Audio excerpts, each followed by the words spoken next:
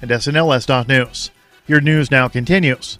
The United States pressured the United Nations to recognize self-proclaimed interim president Juan Guaido during a Security Council meeting held Wednesday. The anti-media reports that U.S. Vice President Mike Pence told the UNSC that the time has come for the UN to recognize Guaido as Venezuela's legitimate president and accept the latter's representative to the world body. He added that the U.S. would circulate a resolution to this effect, but offered no details on his timetable. A previous U.S. resolution at the UNSC was vetoed by Russia and China on February 28th. Pence went on to reiterate the warning that all options are on the table to oust the Maduro government. He said, "This is our neighborhood," and called on Russia to cease its support to the Maduro government.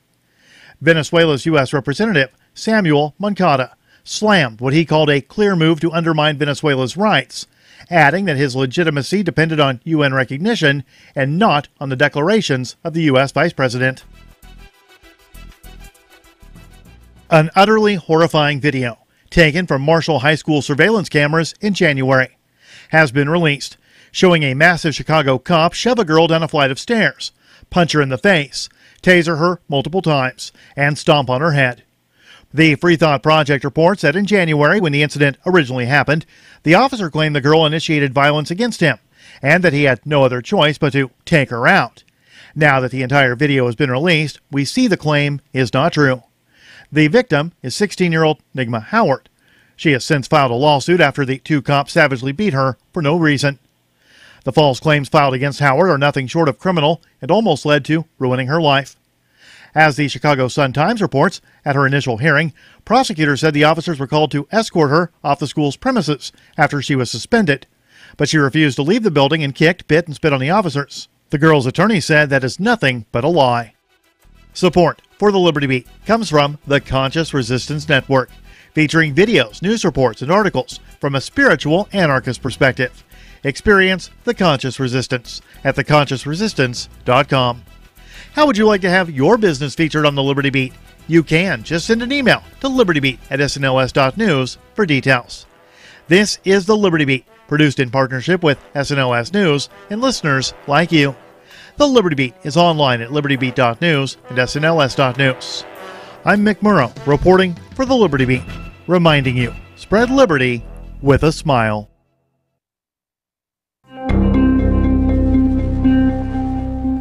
During a curt Skype session earlier this afternoon, local Williamsburg resident 29-year-old Cormac Flanagan reminded his mother to, quote, try and be more careful after she forgot to pay his cell phone bill. Mom, the phone company called today about my cell phone bill. Oh, I'm so sorry. I completely forgot. No, Mom, I'm not mad, but you have to stay on top of these things, you know. I know, You can't keep waiting until the last minute like this.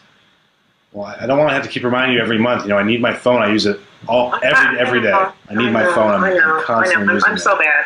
I'm really sorry. I'll get on it today. All right, you know, just so you know, this really easy thing you can do. You know, there's this online auto pay. It just deducts from your bank account every month. Yeah, quite easy. I know. Okay. I know. It's fine. Just don't let it become a pattern. You know, I know you can do better than this.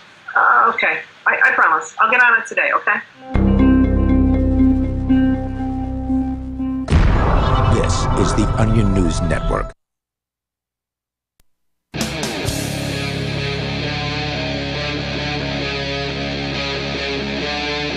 Free Talk Live.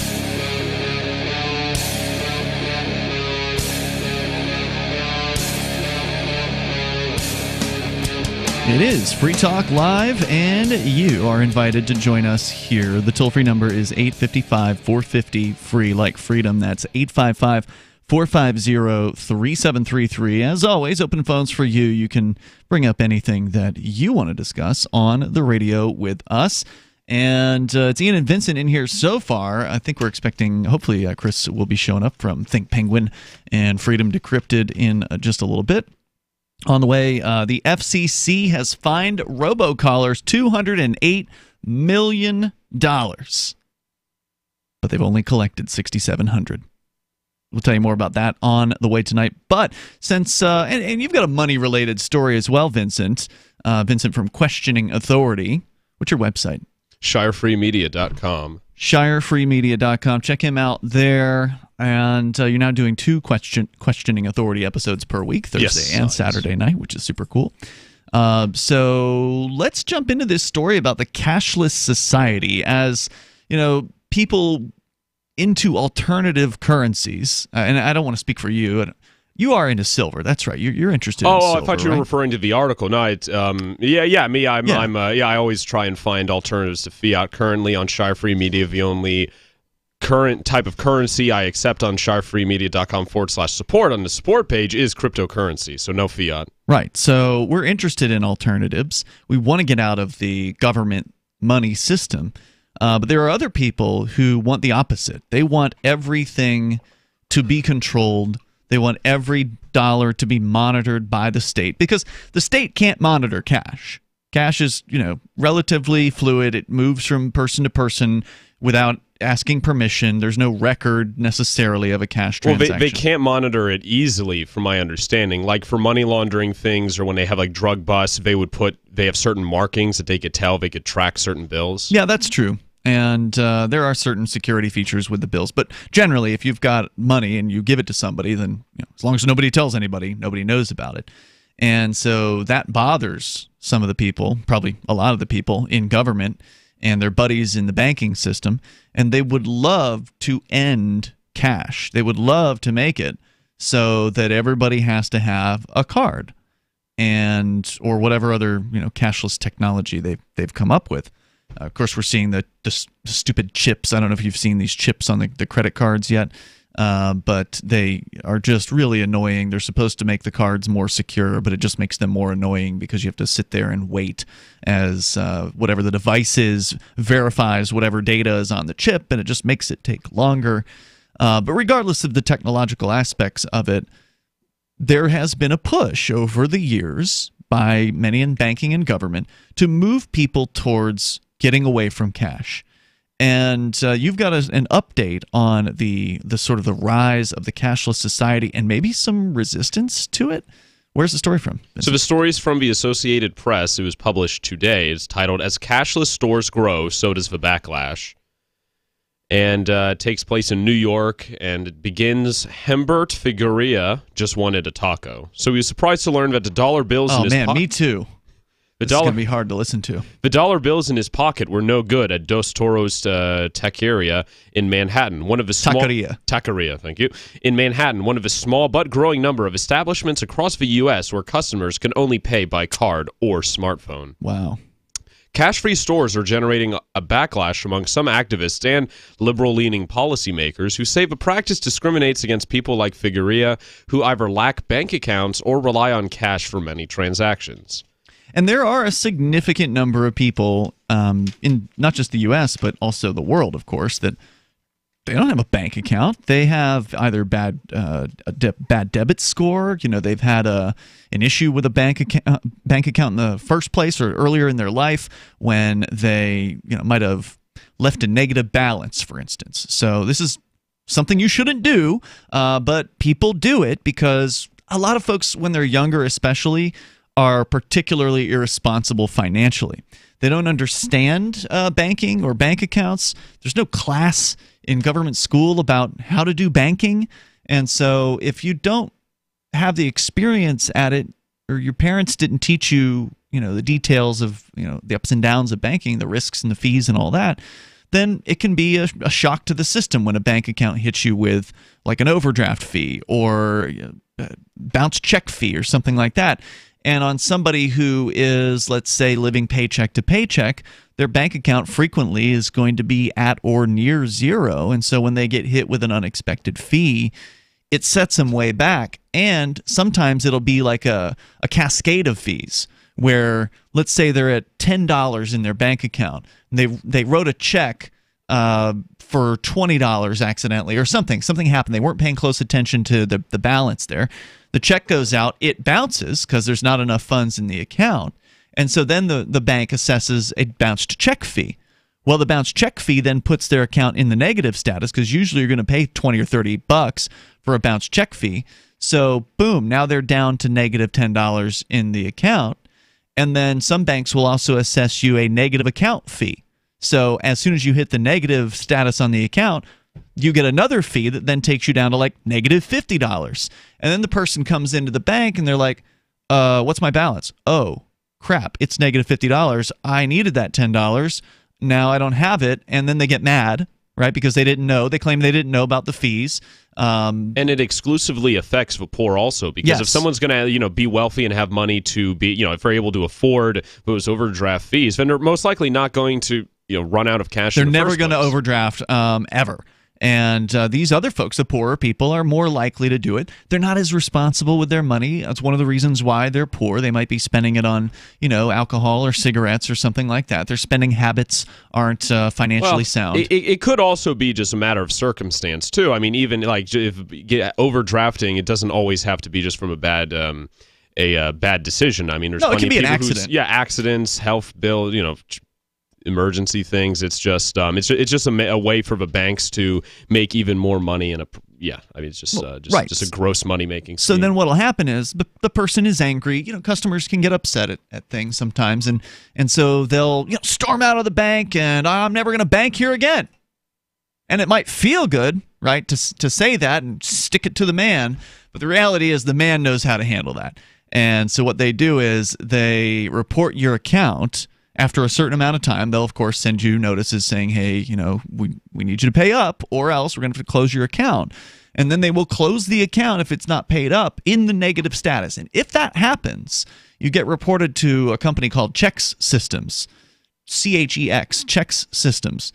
And so the next time you then go in, whoever this person is, they go into a different bank. Like, I want to open up an account here at Bank of America. Well, they run through every bank basically runs through Chex Systems, and they run the person's social security number, and they pull up what's called a debit score. So you've heard of credit scores before? Oh, absolutely. Well, there's also a debit score, and this is your score on how well you've treated your bank accounts, basically, as I understand it. By no means is that necessarily exactly what the score is, but that's just my understanding of it. And so then the Chex Systems is like, yeah, this person's owes money on this other account that got closed. And so the other bank that was going to open that person's account is like, yeah, we can't open an account until you settle up with TD Bank or whatever. So that's why you get unbanked people. I mean, and then there's just people that just aren't interested in banking. But there's people who've tried to do banking, they've failed at it, and the banking system basically locks them out until they settle up. So that was sort of an aside about why there are so many people, even in the United States, where there's banks on every damn street corner, don't have a bank account.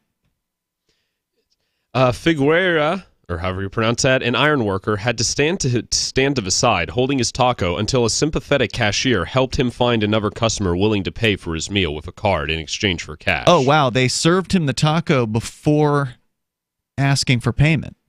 It looks like it. I mean, because normally you pay at the register and then you get your food. So that's kind of a crappy thing to do. Yeah, I mean, usually like it's at a sit-down place, they charge you afterwards, but I can't imagine a taco sit-down place. Let's talk more about the cashless society and people who are not happy about it.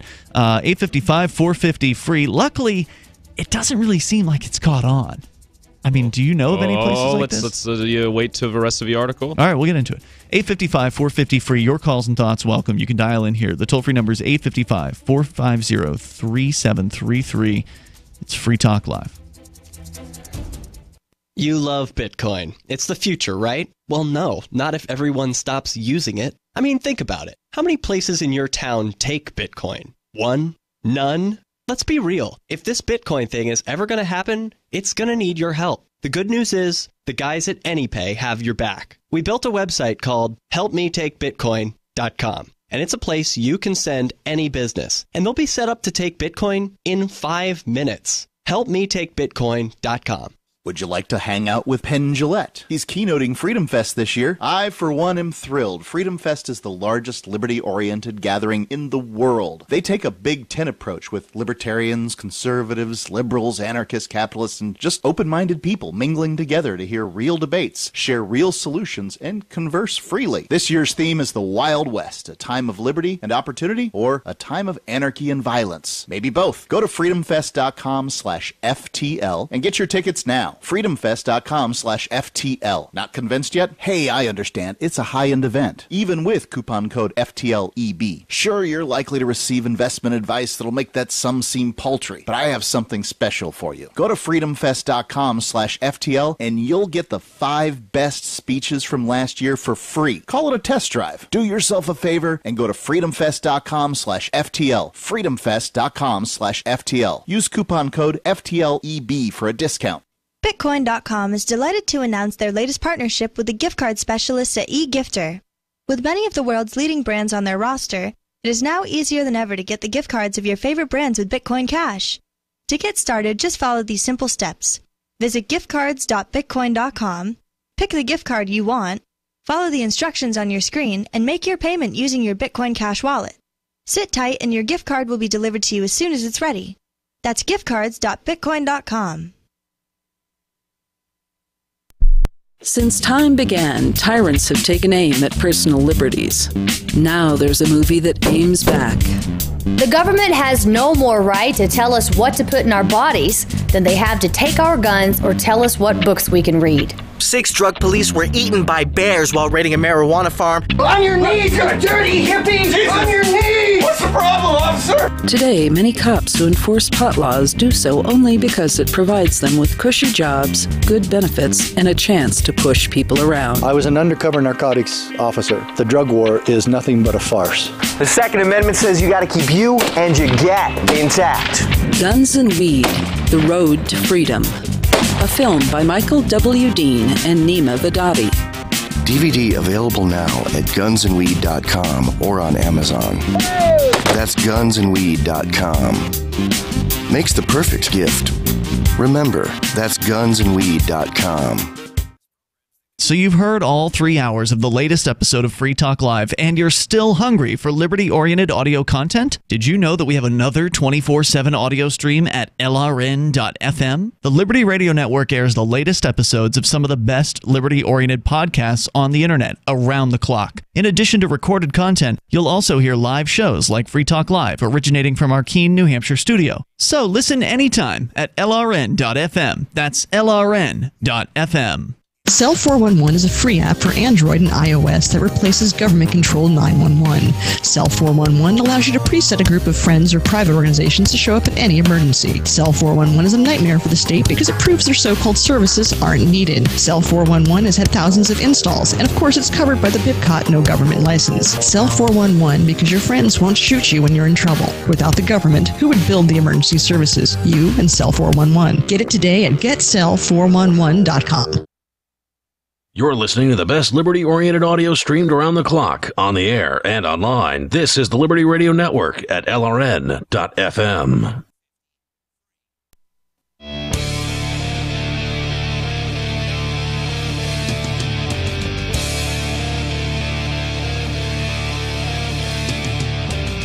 Hey, it's Free Talk Live. You are invited here if you want to join us. Our toll-free number is 855-450, free like freedom. That's 855-450-3733. We also have the Discord on-air call-in line rooms over at discord.lrn.fm. And joining you in the studio tonight, it's Ian. And Chris. And Vincent. Chris joining us from thinkpenguin.com and Freedom Decrypted, which is his radio and video show over at freedomdecrypted.com.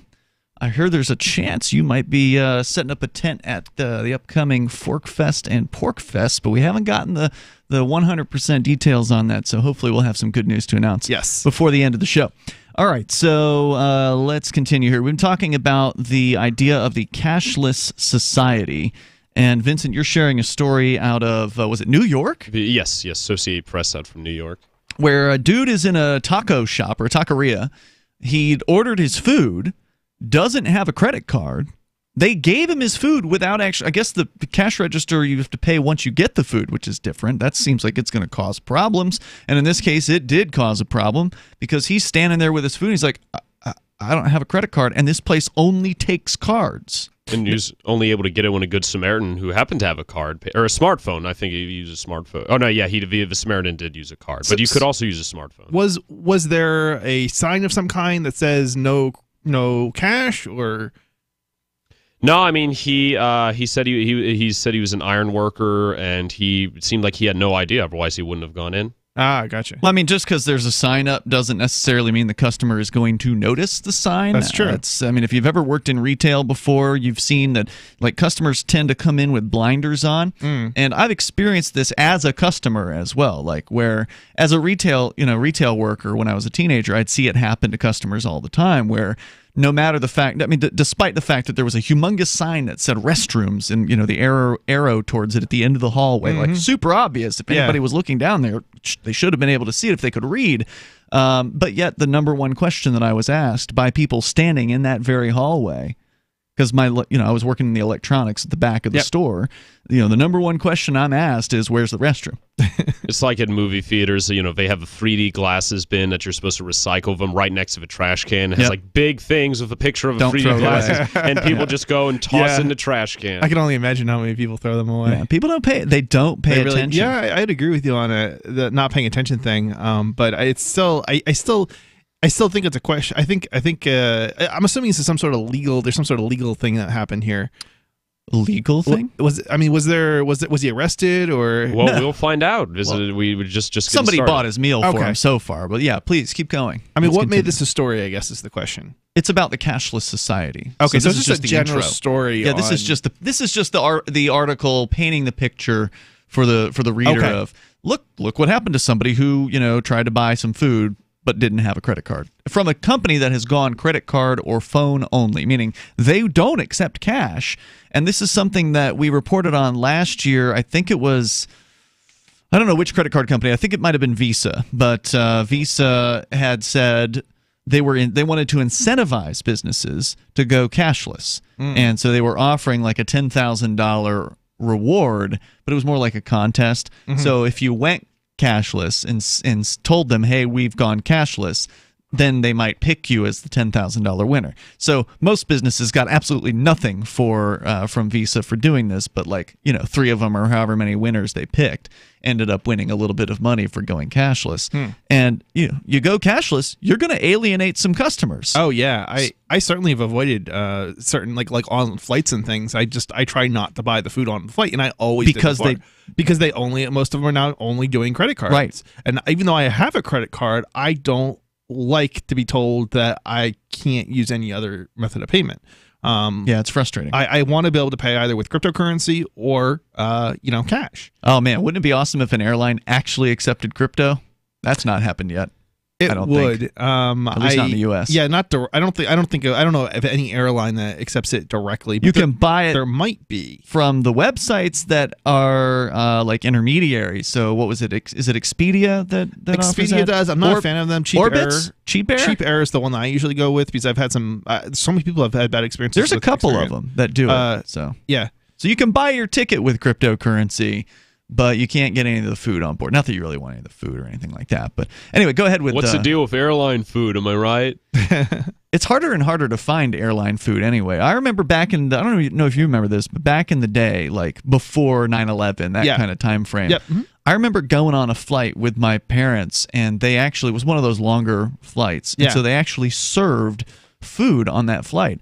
I can't tell you the last time I flew out, out west. And you probably didn't pay for it extra either. Right. Yeah, it would have been included. Yeah. No, they're still doing it actually, free food even on Virgin Atlantic, for example. I got free food when I flew to Europe the other couple months ago. Okay, Europe, that makes sense. Yeah. But yeah, usually they're I haven't had it on a cross-country flight in a long time. I've had it on all of my cross-country flights. You have to pay for it. I see. Yeah. Maybe that's why. Yeah, they still usually come around with the carts. Yeah, though they come around with a cart, but that's got the drinks and everything on it typically. So anyway, let's go on. I had money and I couldn't pay, he said. The issue got some high-profile attention this week when retail giant Amazon bowed to pressure from activists and agreed to accept cash at more than 30 cashless stores, including its Amazon Go convenience stores, which have no cashiers, and its bookshops. That's interesting. Amazon declined to say when the change would happen. So they're going to install machines to accept cash. I think it's a little bit. It's not as nice as you might want it to be. What isn't? You're going to find out in the story. When they say they accept cash now, it's still like the at Amazon's stores. Yeah, it's not nearly as good as it sounds. It's going to be a machine. It's going to be like the self-checkouts at the. No, that's not from my understanding. It's going to be more like you have to basically add money to an account and then you can check out. So it's not. Yeah. Okay. That does. Thing. Yeah. Okay. That would make sense. So the way that these Amazon Go stores are supposed to work, which I've never been in one, but supposedly they're going to be expanding them to a lot more locations. They started them in Seattle, San Francisco, places like that. Is you walk in, but you have to scan your app. So you have to have I don't know if it's the normal Amazon app or if they have a special app for this, but you have to scan your Amazon app at like a turnstile of some sort that then lets you into the store. Yeah. So they then know you're in the store. They know where you are in the store, right? Because you've got your transponder. This is just so creepy to me. Like I would not be able to bring myself to do this. If you think that's bad, did you see the video of the Amazon dirigible? No, I don't. A blimp? Yeah, or it's like airship or something. It's like I think I saw a video of it on Twitter. It's like a giant airship, like a blimp you'd see over a football game. But then underneath it, you have these drones of packages coming out. So it's like little tiny spiders, flying out when they're born. So like, what the idea is, they're gonna and I think they've patented the design for the airship. So this airship's just gonna fly around the country, and if you order something, you could have a drone come out and give it to you within I guess at one point in the future, within a few hours of ordering it. So the idea is you scan your phone, then they know you're in there. You go in, you load up your cart or basket or whatever with whatever items you want, and then you walk right out. Yeah, I've gone past these Amazon stores, the automated stores, but I didn't go inside because I would do it just to see what the experience was like as a customer. I don't want to go through that experience. It seems like a horrible experience. The toll-free number here is 855-450-FREE. But the idea is it's a time saver because you don't have to stand and wait in line before you leave the store. 855-450-3733. It is Free Talk Live. Hunters, anglers, campers, and survivalists. Get back to nature. Expand your horizons with the highest quality, most versatile, unique slingshots and sling bows on the market at slingbow.com. Slingbow products are compact and models start from just $17.98. They're perfect for your bug-out bag or storing in your vehicle. Give yourself and your loved ones the excitement and tradition of slingbow. A new frontier in archery and truly modern twist on this primitive survival tool. Feel the thrill only at slingbow.com. As soon as we're back out in our yard, we get company. Dandelions, lurking crabgrass, and wheat-thin grass. But Scott's Turf Builder Triple Action takes care of them all. Now, with one bag, you can kill weeds, prevent crabgrass for up to 4 months, and feed for greener grass. Triple Action, so your lawn thrives, guaranteed. Only from Scott's. Weeds aren't welcome here. This is a Scott's Yard. Pick up a bag of Scott's Triple Action today. The Shire Free Church offers a sanctuary to those seeking an escape from state churches. The Shire Free Church is an interfaith, diverse group of people that may not share identical theological beliefs. As a member in or minister of the Shire Free Church, you are a sovereign individual and may be the faith of your choice. We don't claim to have all of the answers. We are open to all peaceful people. We want to learn from each other. What unifies the Shire Free Church and its diverse members is peace, love, and liberty. There are many paths to God, one for every individual. The Shire Free Church does not define a specific path beyond those parameters that must be your foundation. Peace as your way, love as your guide, and liberty as your light. Learn more at church.shiresociety.com. That's church.shiresociety.com. Are you a cryptocurrency advocate? The Crypto Tip is the ideal outreach tool to help new people discover cryptocurrency. It's a printable business card-sized tip that you can give to service providers, preferably in addition to a good cash tip. When the server scans the QR code, it'll bring up an explanation of cryptocurrency, how to install a wallet, and allow them to claim the tip. If they don't claim the crypto, you get your tip refunded to you after a time period you specify. Plus, if they do claim the tip, you get an email alert. Create as many tips as you want at cryptotip.org. That's cryptotip.org. LRN.FM is proud to announce our official listening apps for Android and iOS devices. Now you can easily tune into our streams anywhere, anytime on your smartphone or tablet.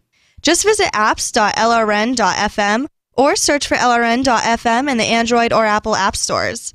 Please download, rate us 5 stars, then share the link on your social media and let your friends and family know how you're listening to lrn.fm. Download it now, free at apps.lrn.fm. Don't you hate that feeling in the pit of your stomach when the police pull you over? Most people have no idea how to handle it properly, and they promptly get fed into the municipal fee-generating meat grinder. Or maybe you recall that feeling you get when you go to the mailbox and see one or more letters from the IRS. You get a sense of impending doom, don't you? So let me ask you, if you could learn how to use the law to beat the IRS, traffic tickets, almost any courtroom scenario, collectors, credit card debt, and even mortgage debt because of fraud perpetrated against you, would that be worth knowing about? Don't laugh. Investigate. Check out the life-changing benefits of the Lighthouse Law Club at their website, lighthouselaw.club. That's lighthouselaw.club. And while you're at it, visit the Lighthouse Law Club YouTube channel. You might be in for a pleasant surprise. Do you love Twitter? Make sure you favorite the LRN.FM Twitter account so you can receive our tweets at twitter.lrn.fm. That's twitter.lrn.fm.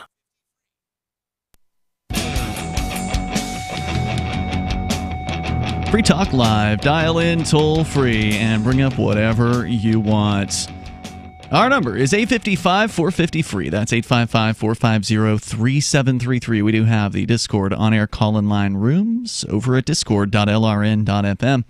And we are streaming video live now to 3 different streaming services. We're still on YouTube with like the lowest quality feed, 360 lines of resolution. We've had Twitch for over a year over at twitch.lrn.fm. That's the HD quality feed. And then we've just, in the last few days, added DLive over at dlive.lrn.fm. This is the new purportedly decentralized-ish, kind of not really maybe video streaming site. And we're at SD 480 resolution there. So different resolution choices for you out there now. And enjoying the DLive experience so far, although today our channel mysteriously seems to have been set to mature audiences. And most of the time, we're just doing radio shows here, so it's like, not particularly mature content. But apparently DLive has a rule that says that if it's political talk, then it has to be in the mature content category. So no matter how explicit it is. Interesting. But so my argument is we're not political talk. We are apolitical. I think all of the hosts on this show would love to see politics be destroyed. Yeah. Am I right? Yeah, I would have to agree that we're not like a typical political show. Not at all. Yeah. Anyway, sorry, Vincent, you were trying to jump in I just find it funny. It's like you have one group of people saying like, oh, we got to get these younger people, teenagers to vote. And then on the other end, we're like, whoa, this is too much. We got to label this mature. These young people can't we can't handle. Just have people finding this stuff. Talk about politics. Oh, God, put it behind a wall, an age wall. Right, because basically, what they've done is that if you're marked mature and you're on the front page of dlive.tv, you just won't see the mature content. It won't be there on the list of options. So over the last couple of days, we hadn't been in the mature category because we hadn't turned it on. And then we were on the front page because the site is pretty new. It's getting an influx of new viewers this last few days because of PewDiePie over on YouTube. They poached PewDiePie, and they got the number one YouTube guy, the number one YouTube channel, to say he was going to leave YouTube and join DLive. So, I mean, that's huge news. Oh, yeah. And that's the reason why we, came on board. We figured, let's get in early. Maybe we'll get some extra exposure. And now we've been marked as mature. And I don't know if it was a bug or if it was a moderator's decision because nobody sent me anything. So I've sent them an email. We'll see what they say back to it. It's also interesting because, like, I can think of so many different like tech shows that I've listened to over the years. I mean, not that many, but enough of them. And there's always some sort of politics in some sense. So the question is any kind of show basically going to be banned or not banned, but put in this adult category? I mean, any kind of news, so-called political news show. Yeah, but if it's a tech show, I mean, you mostly talk about tech. But right. If there's an issue in politics, it's going to be brought up if it's related to tech. Right, and then if somebody sees that and they report it, does that mean you get flagged? I don't know. It seems kind of weird. And the same thing is going to happen for any kind of like gaming shows. I mean, there's any kind of show basically that I can think of other than. I mean, I'm trying to think what kind of show would like not be political. I mean, I guess if it was like, I don't know, like maybe a TV show or something like that. Well, there's all kinds of entertainment talk shows, right? So like Joe Rogan, for instance. Yeah, but even the entertainment shows are like they bring up jokes and stuff that are political and stuff all the time. True. I don't know. It seems like most of them are going to end up in the mature. Well, the ones I'm thinking of anyway. We shall see. So we're going to continue. We'll take your calls and thoughts. You can bring up anything you want. We've been discussing the cashless society and different aspects of that, and we're going to continue with that discussion. But also, speaking of alternatives to the government money system, Bitcoin.com. It's your premier source for everything Bitcoin Cash related. Bitcoin.com can help you choose a Bitcoin Cash wallet, buy Bitcoin Cash, and show you where you can spend your Bitcoin Cash. You can also read the latest news or engage with the community on the Bitcoin forum over at Bitcoin.com. That's Bitcoin.com. There's a lot of features there, so be sure you check it out. Bitcoin.com.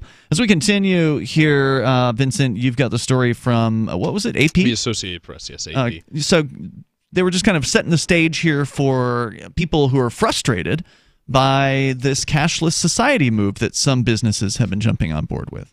Absolutely, yeah. It continues here. There is no federal law that requires stores to accept cash, so lawmakers are working on the issue at the state and city level. Oh, God. No. I hope not.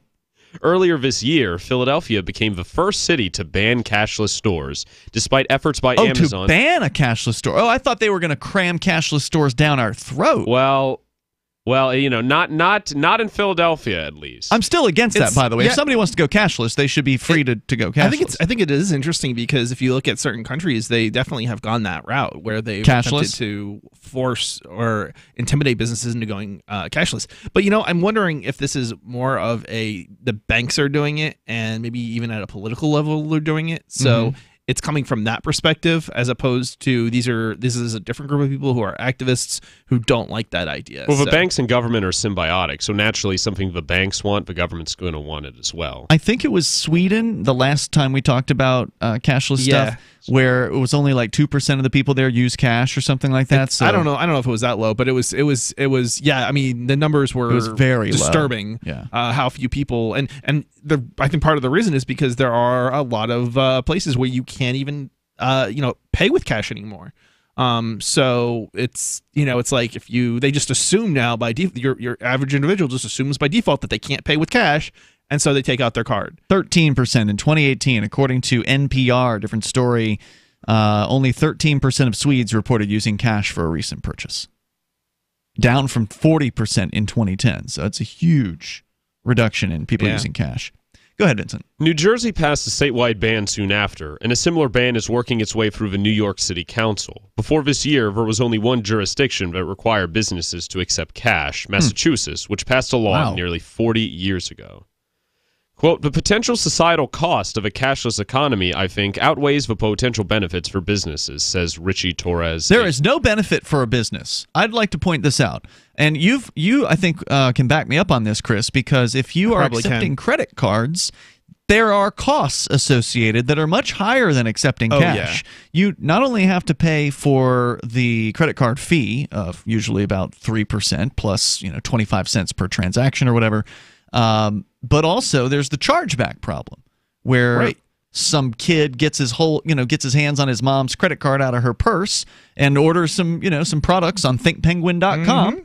You don't know who put the order in. All you know is the credit card went through. Everything seems fine. You ship the products out. And then all of a sudden, a few months later, there's a notice that comes in from the credit card company saying, you've got a chargeback. Yeah, I mean, this is such a big problem, actually, that so a lot of companies will just outright reject charges if there's any reason at all, like even if if say you're ordering, you're traveling to Mexico and you want to order something, they will reject your charge because it's to a U.S. address. Even though everything else matches, they'll just reject your charge automatically. Or if you're going because of where you are. Yeah, right. Well, sometimes even what you buy, like my dad, if he needs, he doesn't buy stuff for like tech stuff too often, but when he does, if he buys a new computer, almost always his credit card is declined because they think it's fraud, just because he never buys a computer. And it's not even that. There are many banks that will limit you to purchasing $1,000. Anything over $1,000, you'll have to call them about in advance before you place the order. Otherwise, the card will get declined automatically. Now, that's purportedly for the protection of the customer from fraud and things like that, but it's still a pain in the butt. And it's also, and that's not all cards, but that's some. It's a lot of debit cards and a lot of banks. And that's where you use it as a credit card, so not debit, where you enter your PIN basically. But yeah, we actually go through a process where we manually communicate with each individual customer for any kind of large transaction. And by large, I don't even really necessarily mean that large. Anything over like $100 and something will actually require a customer to confirm. Basically, they will have to log into their bank website and give us a little random code so that we know that whoever placed that order with that card has access to the account. Really? Yeah, that's how far we'll go. And what kind of code? That's assuming that the addresses don't match. What kind of code? The billing and shipping don't match. Do you have to get? Or anything else says it's suspicious. Well, we actually generate the code ourselves, and it's on the charge. And it's on the charge. It's on the charge. So it's a sneaky way of preventing fraud. That's smart. 855, and you've learned this the hard way, yes, right? 855-450-FREE. That's 855-450-3733. More on the Cashless Society. Do you support the idea? It's Free Talk Live. Did you know you can legally exit the U.S. federal income tax system? Well, it's true, and thousands of American nationals are doing it. The 16th Amendment and the Internal Revenue Code are legal, but only in a limited jurisdiction. This is the basis behind the voluntary nature of the income tax. Learn the exit strategy provided by Congress. Find out more by visiting weissparis.com and watch our numerous videos. That's WEISS Paris.com. Bitcoin.com is delighted to announce their latest partnership with the gift card specialists at eGifter. With many of the world's leading brands on their roster, it is now easier than ever to get the gift cards of your favorite brands with Bitcoin Cash. To get started, just follow these simple steps. Visit giftcards.bitcoin.com, pick the gift card you want, follow the instructions on your screen, and make your payment using your Bitcoin Cash wallet. Sit tight and your gift card will be delivered to you as soon as it's ready. That's giftcards.bitcoin.com. Stocks and options trading involves financial risk and is not suitable for all investors. Hey guys, it's Scott Bauer here, CEO of Prosper Trading Academy. Are you looking for a super hot stock tip? Here at Prosper, we are always looking for exciting opportunities in the markets. And right now, all my students are salivating over this stock we are watching. In fact, I've got this hot stock written down right here, and I'm about to text it to you for free. I just need to know where to send it. Simply text HOT to 48542, and I'll text it to you instantly. How do I know this stock is so hot?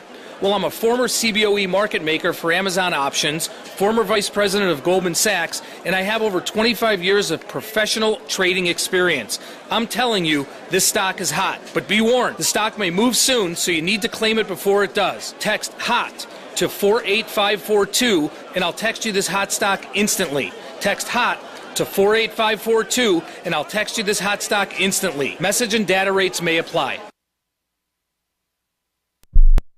Why did you move to the Shire? I moved here to the Shire because there's other people around who take liberty just as seriously as I do. I moved to the Shire because I saw videos of people challenging authority and thought that I could get support myself. It called to me, like, do this, right now. I wanted to be around people like me who got it, and once I got here, I knew there was nowhere else that I wanted to be. I've always wanted to change the world, so I moved to the Shire to join people who were actually working towards doing the same thing.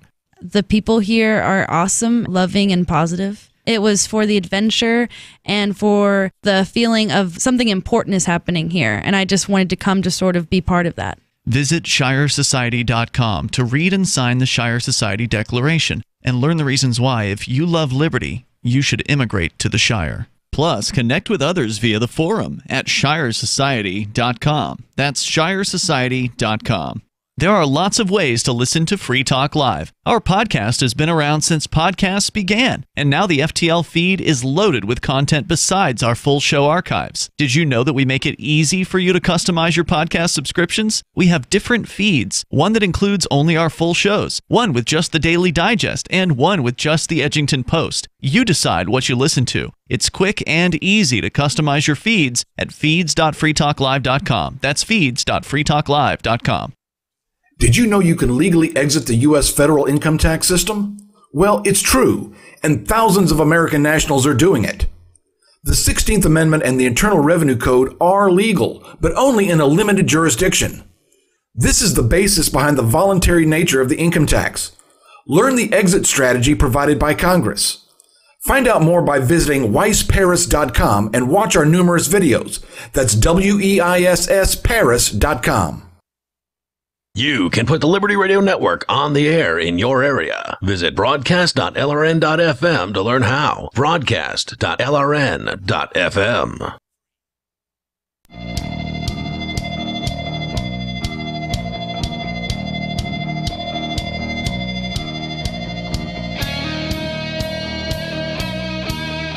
Free Talk Live. Dial in, toll free, and bring up whatever you want. Our number here, 855-450, free like freedom. That's 855-450-3733. Want to let you know how to accept cryptocurrency at your point of sale. If you do a real life business with a brick and mortar location with a cash register, then, or maybe not with a cash register. We're talking about the cashless society. But with a way for people to pay for products or services in a real physical location. Point of sale. Exactly.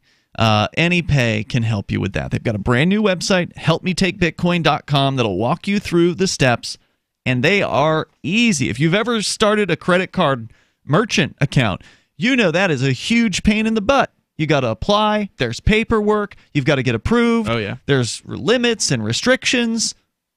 You don't have any of that with AnyPay and cryptocurrency. You just go and create if you don't already have a Bitcoin wallet, you create a Bitcoin wallet, use like Edge Wallet or something like that, and you put your wallet addresses in the back end of the AnyPay.global system. It's super easy.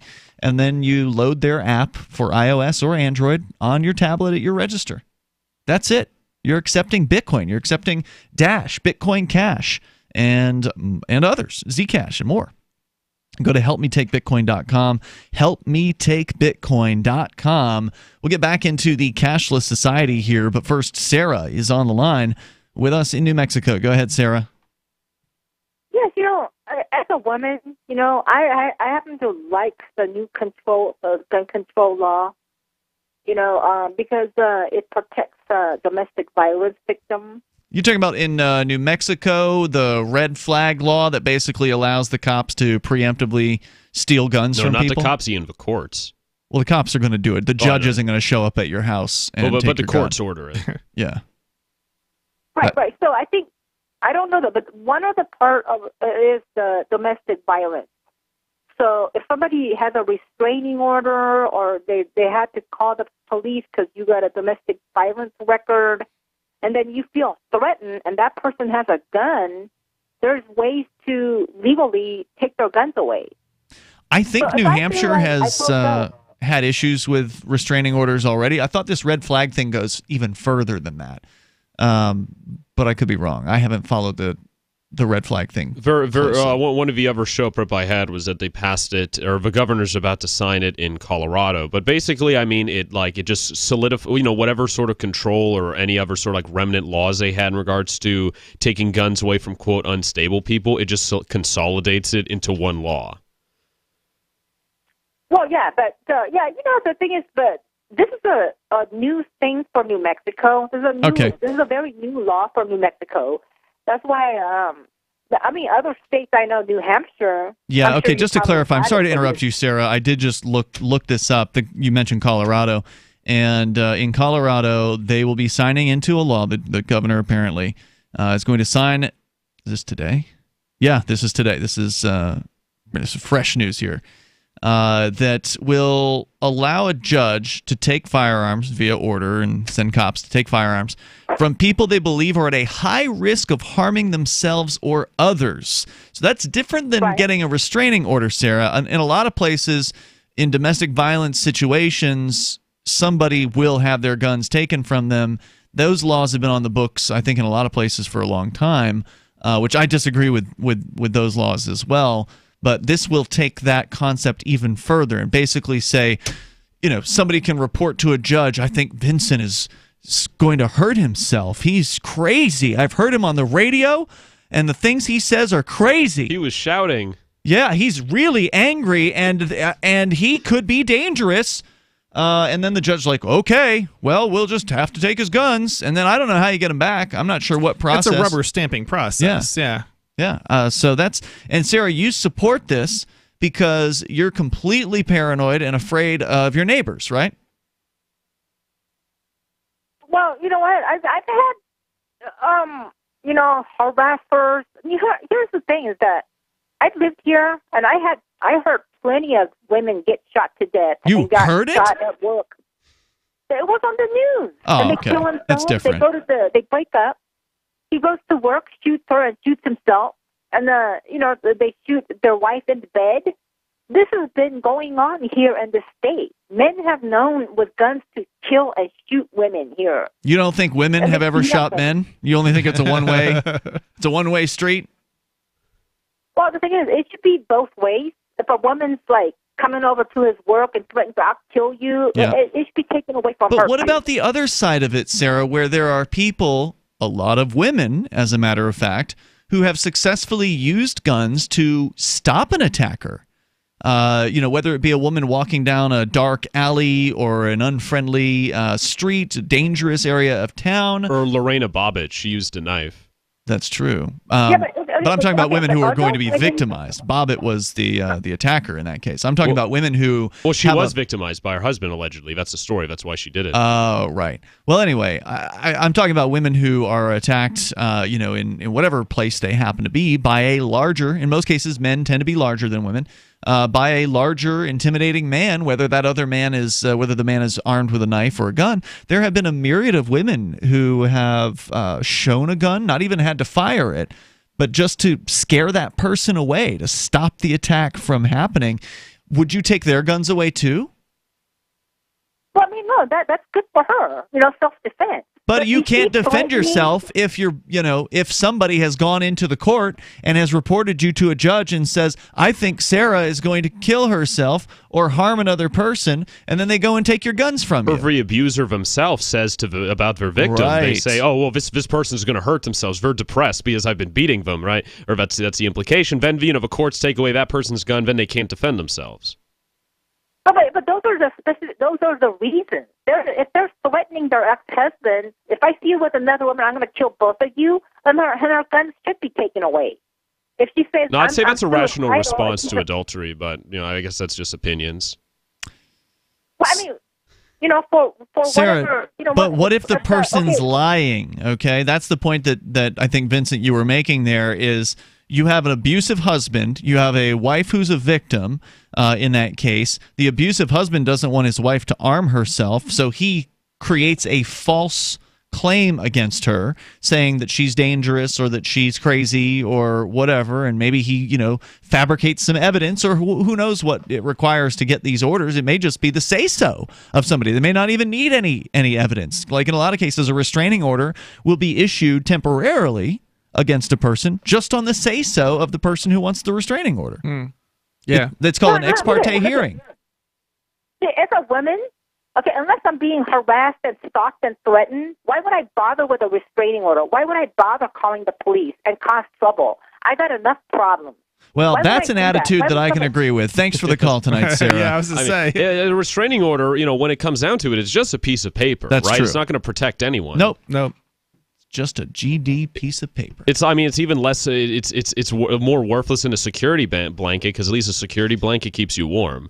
It's what I think of when they want to take away somebody's gun. Well, are you going to take away their car keys too? You can run into somebody, run somebody over and kill them with your car. I don't know. It just seems so ridiculous. So we continue here. We will take your calls and thoughts about whatever's on your mind. Vincent, we've been discussing this cashless society. Let's continue with the story from the AP. Absolutely. The, quote, the potential societal cost of a cashless economy, I think, outweighs the potential benefits for businesses, said Richie Torres, a New York City councilman for the South Bronx, who introduced the bill. Policymakers... Oh, yeah, I'm sorry, just to add in. We were originally talking about how there's costs to accepting credit cards. There are benefits. The benefit is you're doing what your customer wants. If your customers want to pay with credit card, you got to take credit card because that's what the customers want. But there are costs associated with it, and I'd say it's cheaper to accept cash. Well, and I'd say, I mean, obviously I prefer cash. I would just say, to play devil's advocate, another benefit of not accepting cash is you're not as liable to be robbed, right? Because if it's just cashless only, you're not going to take anything out of the cash register. Yeah, and they're not going to haul off a hard, the hard drive or something. But they've got solutions to these problems with one-way safes and places like 7-Eleven. They've got them, and I'm just saying in general, what's cheaper, buying a one-way big safe or using? I mean, it comes down to a cost. It's going to be cheaper to buy a safe. Cheaper long term, yeah, over time, right. Because you're going to get jacked for those credit card fees over forever. Those fees don't end.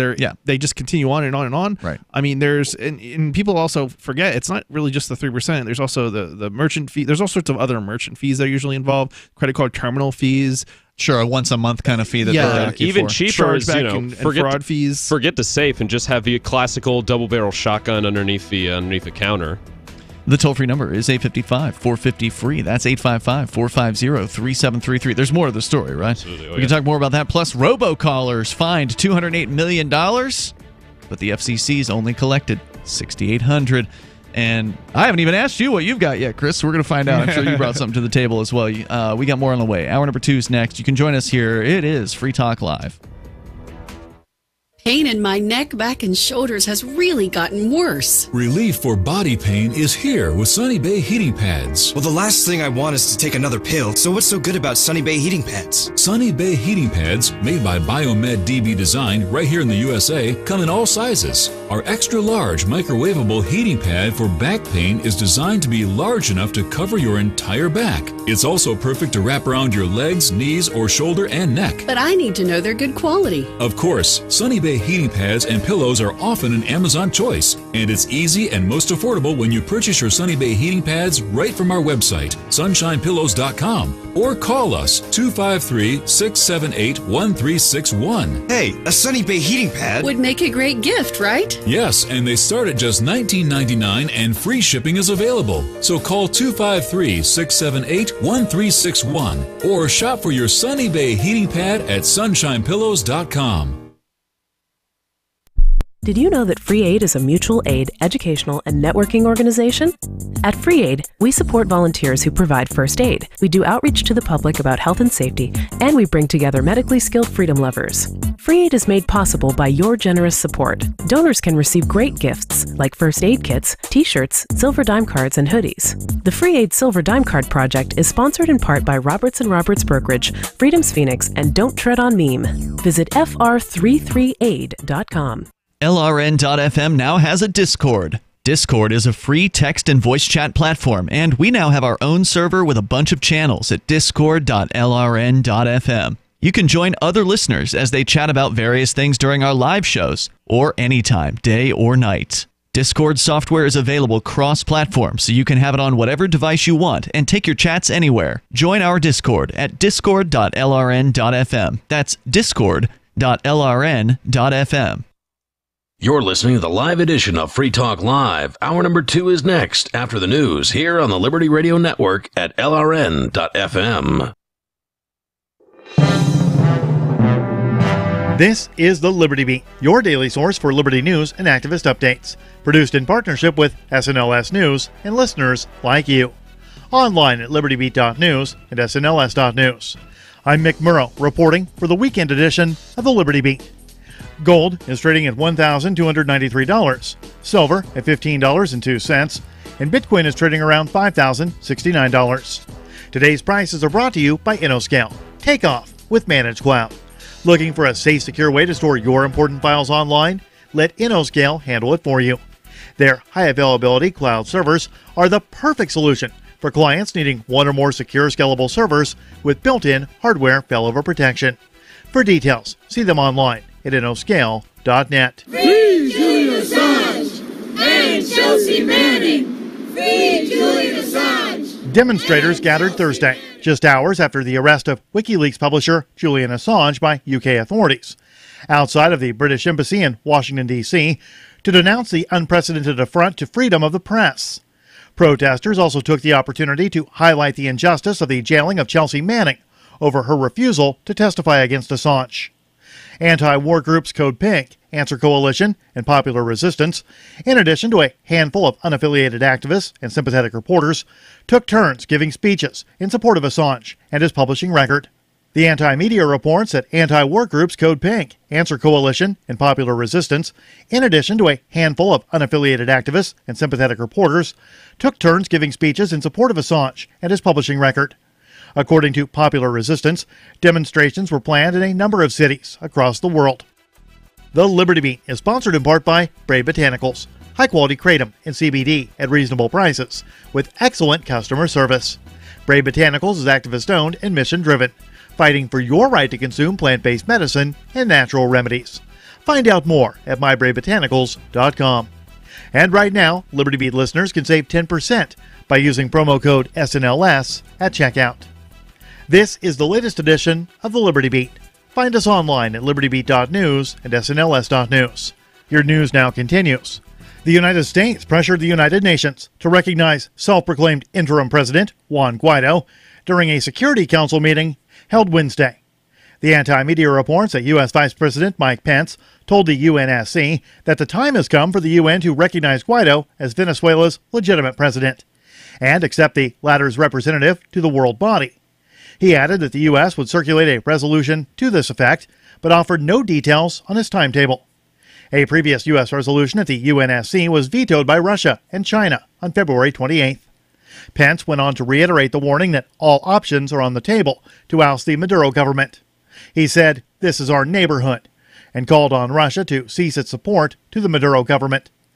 Venezuela's U.S. representative, Samuel Moncada, slammed what he called a clear move to undermine Venezuela's rights, adding that his legitimacy depended on UN recognition and not on the declarations of the U.S. Vice President.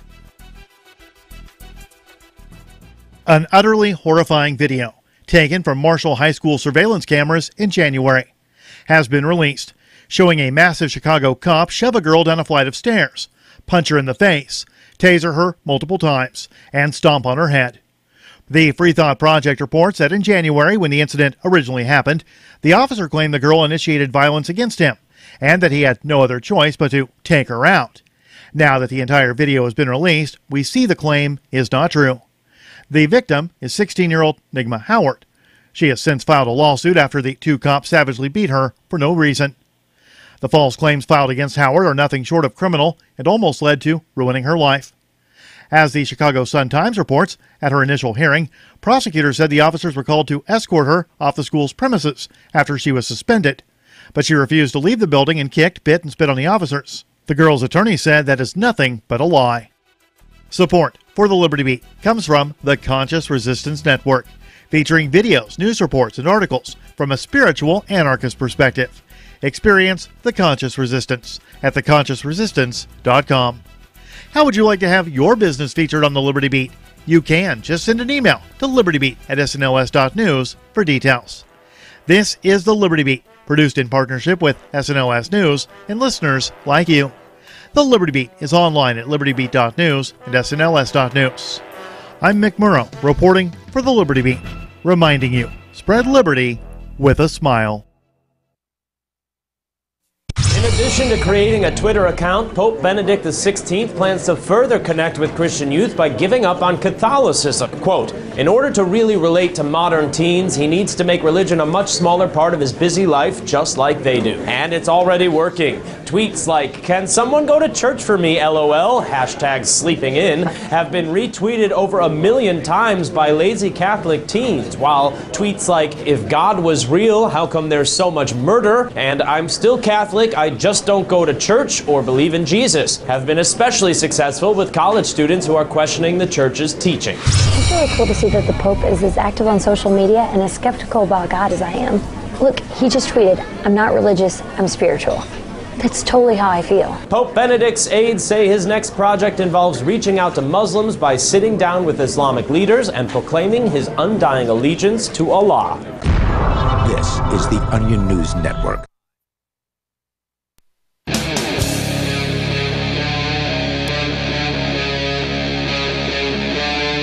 Free Talk Live.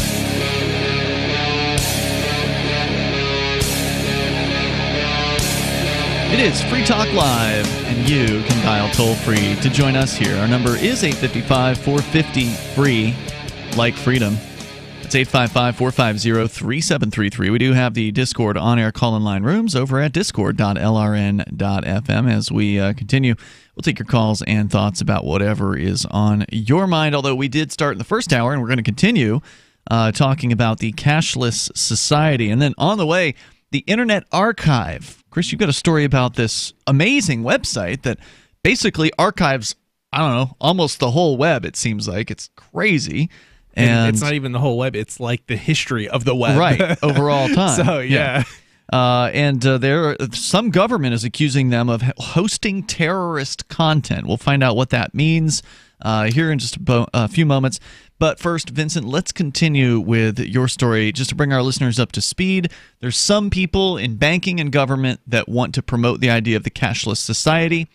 Banks, for instance, credit card companies have encouraged businesses, go cashless. It's good. It's good to go cashless. Of course, it's good for the credit card companies. They make 3% at least off of every single transaction in most cases. Some companies like American Express or Discover, I think it's more like 5%, as I understand it. Yeah, I was looking actually at the charges and the percentage and like what we're paying, and it was 3 to 4%, and maybe it was higher with like something that was not as common. Right. So let's continue here, Vincent. What are they up to? Policymakers argue that while cashless stores and restaurants aren't widespread now, the practice could expand to more services, including some that cater to low-income customers. Walmart-owned Sam's Club opened its first cashierless store in Dallas last year, using technology that allows customers to scan and pay for items with their smartphones. Kroger has installed similar technology in about 400 stores nationwide. Stadiums in Tampa, Florida, and Atlanta have started to go cashless or nearly cashless, and the Barclays Center, where the Brooklyn Nets play, is now effectively cashless as well. Quote, "I want to stop this before it became an everyday thing," said William Greenlee, a Philadelphia councilman who introduced that city's bill. Which bans cashless stores. And it passed. Yes. Did it not? Yeah. Yeah, I want to see it. I want to see it be put to an end too before it gets off the ground. But I don't want to use government to the achieve government. it. Yeah. Look, if somebody wants to go cashless, they should be free to do that. They should be absolutely free. Like our friends at the Bitcoin store that used to exist in Portsmouth. It's closed its doors. They've shifted focus to other things. But we kind of now have it in Keene. But the original Bitcoin store only took cryptocurrency, which essentially made it a cashless store. Yeah, you could put cash in the Bitcoin machine, the vending machine, and buy Bitcoin, but that was the only thing you could buy with cash in the store. It's interesting. I mean, there's a lot of stores, a lot more out there that are cashless than you realize. Probably, my company is technically cashless. You don't have a retail, we don't physical have a retail outlet where people can come in and pay cash. And I mean, you certainly will accept your checks for small purchases and money orders, but. Yeah, I mean, if you want to purchase a laptop, for example, the only way you can do it is either with a cryptocurrency or with a credit card. So let's continue. Advocates for cashless bans worry technology is moving too fast for the 6.5% of American households, 8.4 million, that do not have a bank account, according to figures from the Federal Deposit Insurance Corporation. Figueroa is among the much larger group considered, quote, underbanked, meaning that they have a primary bank account but regularly rely on alternative financial services like check cashers. More than 24 million U.S. households Which is bad news, by the way. Stay away from those people. The check cashers? Oh, yeah. More than 25 million U.S. households are underbanked, according to the FDIC. The issue disproportionately affects African American and Hispanic communities. About 17% of African American and 14% of Hispanic households have no bank accounts, compared to just 3% of white households, according to FDIC. Figueroa, an immigrant from the Dominican Republic, only opened a credit union account 2 years ago. And Figueroa, he's for those of you just tuning in, he tried to buy a taco in Manhattan and had to have someone else pay it for him because it was cash only. Right. Or cashless only. Sorry. Yeah. It took another year to build up enough funds to use his debit card regularly. He still occasionally relies on a check casher if he needs money quickly, and much of his income comes in cash from his weekend job as a busboy. He has no credit card and no apps on his phone, and has only shopped online 3 times. Wow. Yeah, I actually know somebody who's sort of in a similar, or was in a similar situation for many years, where he didn't have a bank account, or he had a bank account, and then, well, at first he didn't have a bank account. I encouraged him to get a bank account, and then he basically didn't have any money in it, so it was like time for the fees. Yeah, right. The fees start building up, and all of a sudden it's like you're in the negative. And so he closed the account, and he just didn't have an account for the longest time. And whenever he wanted to buy, humorously, when he wanted to buy something, he'd actually use cryptocurrency. Excellent. But like online. But yeah, he just didn't have a bank account. So it was if he wanted to, like, on planes or wherever he was traveling, if he wanted to purchase something like, food, he wasn't really able to without somebody else paying. You'd for have it. to give your guy next to you the cash and then have him use his card. I know he wouldn't have asked somebody else. He would have only have asked That'd be somebody. the only way to do it. Well, if you were asking somebody you were traveling with, as opposed to asking if you a were random traveling person, with somebody, yeah. he would not have asked a random person. I can assure you of that. Business owners who go cashless say they are following the lead of the majority of customers who are abandoning cash payments. Retailers are under pressure to cater to customers with heightened expectations for fast and seamless service, driven by companies like Amazon, Uber, and Grubhub. It is true. When have you all taken an Uber before? I imagine you have.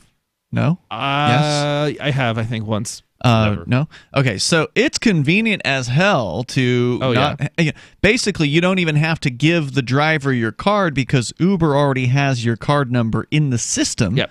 And so essentially when you're done with the ride, Uber has a no tipping policy, but I still like to tip anyway. So I usually tip with cash. But you just get out of the car. Right. Well, as soon as you get to your destination, there's no fumbling around with, gotta get where's my wallet? Gotta pull my card out, and they giving your card to some person you don't know, and are they making a copy of the, the code on it? And who knows, right? Yeah. But if it's in the system, it's a done deal. You just step out and say thanks and have a nice day. So there's definitely some convenience to that. Leo Kremer, co-owner of Dos Toros, the taqueria where Figueroa tried to use cash, said the volume of cash transaction at his store fell from about 50% a decade ago to 15% last year. That made the cost and logistics of handling cash especially onerous. Before going cashless, Dos Toros locations were robbed twice. Oh. Still, Kremer said the company would adjust if legally required to accept cash. Well, of course they would. I.e. forced at gunpoint to accept cash. I mean, this sounds like there's already free market solutions to these problems. The idea that you're not willing to invest and you're going to then lose the 15% of your customers. I mean, this just seems absolutely ridiculous. It's crazy. I mean, look, I get it. If you've been robbed, that sucks, and you're gonna, be looking at some solutions. I can understand that, but I can't imagine cutting off 10% or 15%. Yeah, I mean, that's just of customers. I wouldn't do it because most of them, they may love your tacos, but it's not going to be good enough. Your tacos probably aren't good enough to motivate them to get a credit card. I could see some businesses in certain circumstances where it may make sense to them.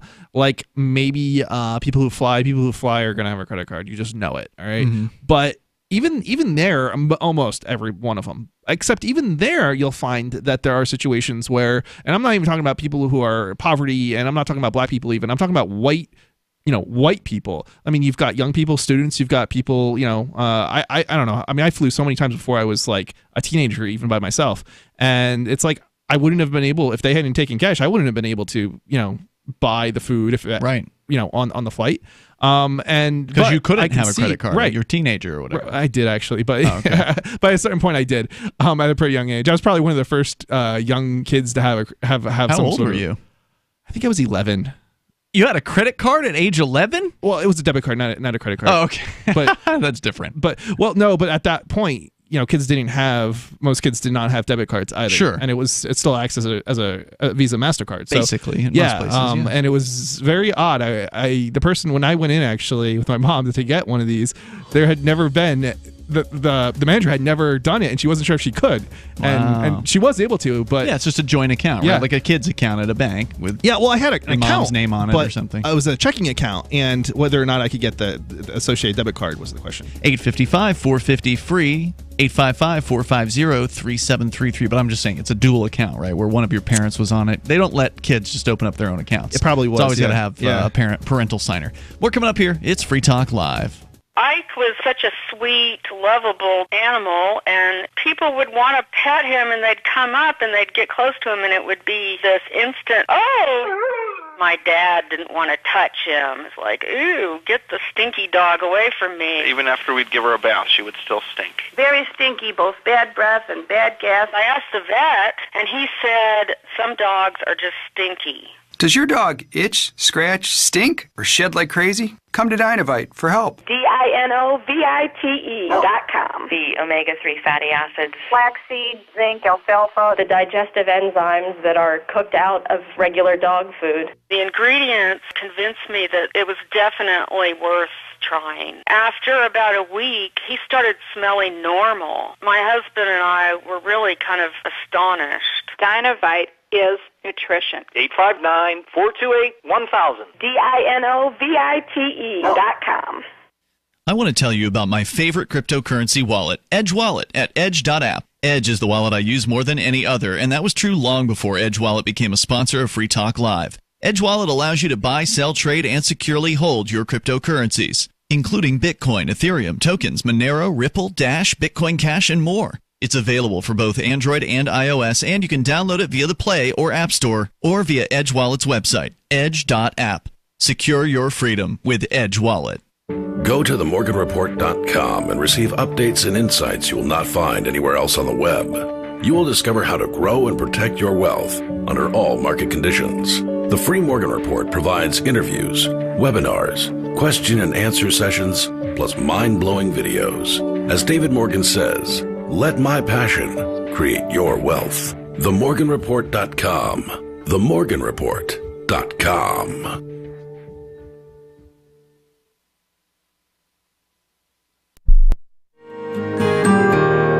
So the protection of life, liberty, and property is what the Free State Project is all about. But it's an effort to move 20,000 people who understand. It's about demonstrating to the entire country that, yeah, we can have a free market, a truly free market. Making it just a freer, great place to live. It's the world's largest voluntarist libertarian community, and it's only getting bigger. That's amazing, to be able to move to a place where other people passionately believe in being free and independent. What the Free State Project is managing to do, though, is to put their money where their mouth is. It's physically getting up across the country and saying, let's go someplace and let's demonstrate the power of these ideas. There's a lot of kind of philosophy that surrounds liberty. There's a lot of thinking about it and talking about it. But here in New Hampshire, people are doing it. 101 Reasons Liberty Lives in New Hampshire, a documentary by Free State Project Early Movers. Watch it free at 101reasonsfilm.com. 101reasonsfilm.com. The LRN.FM social media channels have been revamped. We've eliminated Facebook and focused on other platforms like Twitter and Mastodon, the decentralized alternative to Twitter. On our accounts, you'll find posts from multiple LRN.FM show hosts together in one place. Follow us on Twitter at twitter.lrn.fm, or better yet, move to the decentralized Mastodon social media platform at toot.lrn.fm, toot.lrn.fm. I think you'll like it. There are basically two types of advertising, direct response and branding. Radio's great for direct response with its low cost to listener ratio, but audio can't be beat for branding, which is a longer term endeavor. You want to be the first thing that someone thinks of when they think about your product or service. If you have a local business that you want kept top of mind in your community, call the station. If you need national reach, Free Talk Live's got around 200 radio stations, millions of monthly listening sessions, can suit all budgets, and if we don't think we're right for you, we'll tell you. Email me, mark@freetalklive.com. Help get LRN.FM into more ears. Visit promote.lrn.fm for a free bumper sticker, flyers, banners, graphics, and more. Promote.lrn.fm.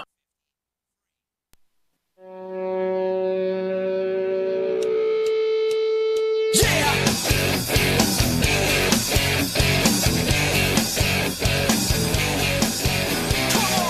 Yep, it is Free Talk Live, and we will take your calls and thoughts about whatever you want. Our number is 855-450-FREE, like freedom. That's 855-450-3733. We're talking about money here tonight, specifically the cashless society. But still to come on the way, we got the Internet Archive alleged to be holding onto terrorist content. Chris has that story for us. And since we're talking about money, and we love cryptocurrency here on Free Talk Live, I think I can speak for you guys on that one. Yeah. Yep. Okay, That's good. fair. You got to have a cryptocurrency wallet if you want to get into things like Bitcoin and other cryptocurrencies. And the wallet that I use more than any other wallet is Edge Wallet. And I'm so glad that finally Edge has come on board with a sponsorship here on Free Talk Live. So just to be clear, I used Edge Wallet before they advertised on Free Talk Live. And I used it more than any other wallet before they advertised on Free Talk Live. It's a great wallet. There are some good wallets out there. There's no doubt about it. Edge Wallet is probably one of the easiest, especially for a new person. Oh, yeah. Because it's the setup of Edge Wallet is just a username and password. And that's what people are used to. Because a lot of wallets with cryptocurrencies, you got to write down a bunch of words, like 12 or 18 or 24 words, and then you have to store those words in a safe place that's not your phone or not the device on which you have the wallet software, maybe your laptop or whatever, storing it in like a safe or in a somewhere else. You still ought to write down your Edge username and password, but it's a lot simpler and a lot more familiar setup than most wallets. It's a great wallet for a new user, but even if you're not a new user, you're old school crypto like I am, it's a great wallet because it'll let you take a bunch of different cryptos, Bitcoin, Bitcoin Cash, Ethereum, some of the tokens for Ethereum, Monero, Ripple, Stellar, and many more. I love that they've got Monero in there. It's hard to find a Monero mobile wallet. I didn't even know they had Monero in there. Edge Wallet, man. I don't know how many. I don't know. I don't think there are very many at all mobile wallets for Monero. I know for a few years there was nothing. Now they've been building wallet apps. They started with Airbits back in 2014. So this team has experience. They got it for iOS and Android, and you can even buy, sell, and trade and securely hold your cryptocurrencies. They've done a great job. Edge.app is where you can go. Of course, you can go to your App Store or Play Store, but also Edge.app. All right, let's continue with your calls and thoughts. We go to Aaron. He's on the line in the UK. Good morning, Aaron. What time is it over there? It is currently 1:23. Excellent. Thanks for staying up late with us. What's on your mind tonight? It's all right. So I'm just kind of like about the implications of cryptocurrency if it was to be standard. Cryptocurrency? So sure. About Go ahead.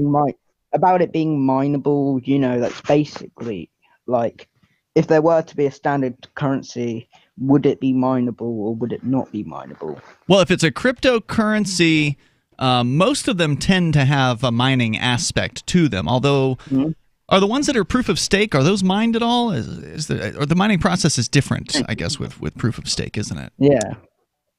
I would think there's some sort of, I don't know, maybe they don't call it mining, but there's some kind of mining. Well, anytime I get I have a Quantum as a proof of stake coin. Yeah. Every time I get a reward from it, it's like it's a pickaxe. So I imagine it is. But you're not running the program constantly, are you? When I do, and I get a reward, that's a Tesla pickaxe. Okay. So what? I don't know if I really understood your question though fully, Aaron. Go ahead. Can you rephrase so it? Just to be, it'd be like so if cryptocurrency was to integrate it, how would it because let's say there was a robbery, right? Cash is basically trackable, right? Not really. Cash is actually not trackable. I would be surprised if you reported cash loss and the police would actually be able to find it. They can't and identify it and give it back to you. It's just about kind of it's not that it can't be tracked, but you're talking about like CIA type of operations where they're tracking it for fraud, but money laundering, not even money laundering, fake currencies, counterfeits. Yeah, counterfeits. Are you asking, Aaron, what it would be like if there were one widely accepted cryptocurrency in the world of like retail? Yeah, because if there's just one crypto, right, like every country, every state, whatever used, be like, you know, how would, like, if it was just one? Well, first of how all, would you keep it stable? I think it's unrealistic to think there's going to just be one. Because if you've paid attention to cryptocurrency over the last few years, there are thousands of these things out there. Bitcoin was the first one, and for a few years, Bitcoin did exist without any competition. But then Litecoin came out, and Dash, and all these other ones came out. Yeah. And I mean, the idea that there's going to be just one seems unrealistic. I mean, it sounds like he's asking about the stability of cryptocurrency in general more than anything else from what he was. Is that what you're concerned with? Is stability? Yeah, the stability, you know, because you saw what happened with Bitcoin. Because it fluctuates the price. Yeah, that's true. That is frustrating for people to have that happen. I think what you would see is with increased adoption, you'd see more stability, but also that's probably true. Yeah, there's nothing to say that you can't come out with a more stable cryptocurrency. You're basically talking about algorithms, so you probably would have the algorithm react in a particular predefined manner to the demand, so you wouldn't actually end up with more cryptocurrency or less cryptocurrency, thus the price becoming more stable. But it's one thing to talk about, and it's another thing to actually implement. Aaron, thank you for the call tonight. Appreciate hearing from you. The toll-free number is 855-450-FREE, or you can join us on our Discord on-air call-in line rooms. Let's talk to Tom. He's in New Hampshire on our phone lines. Go ahead, Tom. I'm talking about the spam. I don't know if you've gotten these. A lot of people get them. The message is that somebody is demanding that you send them all this money as Bitcoin or else. And what it's about is they claim they simply send an email with your own email address as the return address and say, see, I've hacked your computer. Yep. I've downloaded all your contacts, and I also recorded the video. I activated the camera on your video, and I got the video of you playing with yourself to porno, and I'm going to send it to all your friends and associates unless you send me this, and it's fake. So the proper response to that is go for it. I'm sure they'd love to see it. The proper response is to not email that person back. No, you're right. You shouldn't do that. Don't do that. Don't do what I just said. It was just a joke. You can't really set it. I take the source code of the message and I report it to the email addresses and the domains that it came from as a spam report. Yeah, I've received these you're probably emails. Wasting your time there. Well, the interesting thing was one of them was actually, normally I don't look in the spam folder, but this one, for whatever reason, I ended up seeing. And I saw this, and I forget what the threatening subject line was, but there was like a clearly threatening subject line. So I clicked all right, what is this? What is this? Looked at this, and it was almost exactly what you said, Tom, but there was one other aspect that made it particularly persuasive, and I could see why people would fall for it. Because what they would do is they, at some point, whoever the hacker is, got access to a database of passwords. Oh, yeah. And the beginning part of the email will reveal to you one of your passwords that you have used in the past on whatever website it was that got hacked. Yep. They're like, we know what your password is, and that's how we got access to, whatever about you. Yeah. And of course, most people use the thank you for the call, Tom. Most people use the same password on every website, so it's scary when these emails come in. There's more coming up. Free Talk Live. By now, you know that wireless technology like cell phones do in fact pose dangers to the health and privacy of everyone. Blockit Pocket's wide range of products are unmatched in providing the protection you deserve. No scare tactics, just common sense. BlockitPocket.com offers quality American-made options to alleviate and eliminate these invisible dangers. Learn more at BlockitPocket.com or call 888-315-9618. BlockitPocket.com, enhancing health and privacy.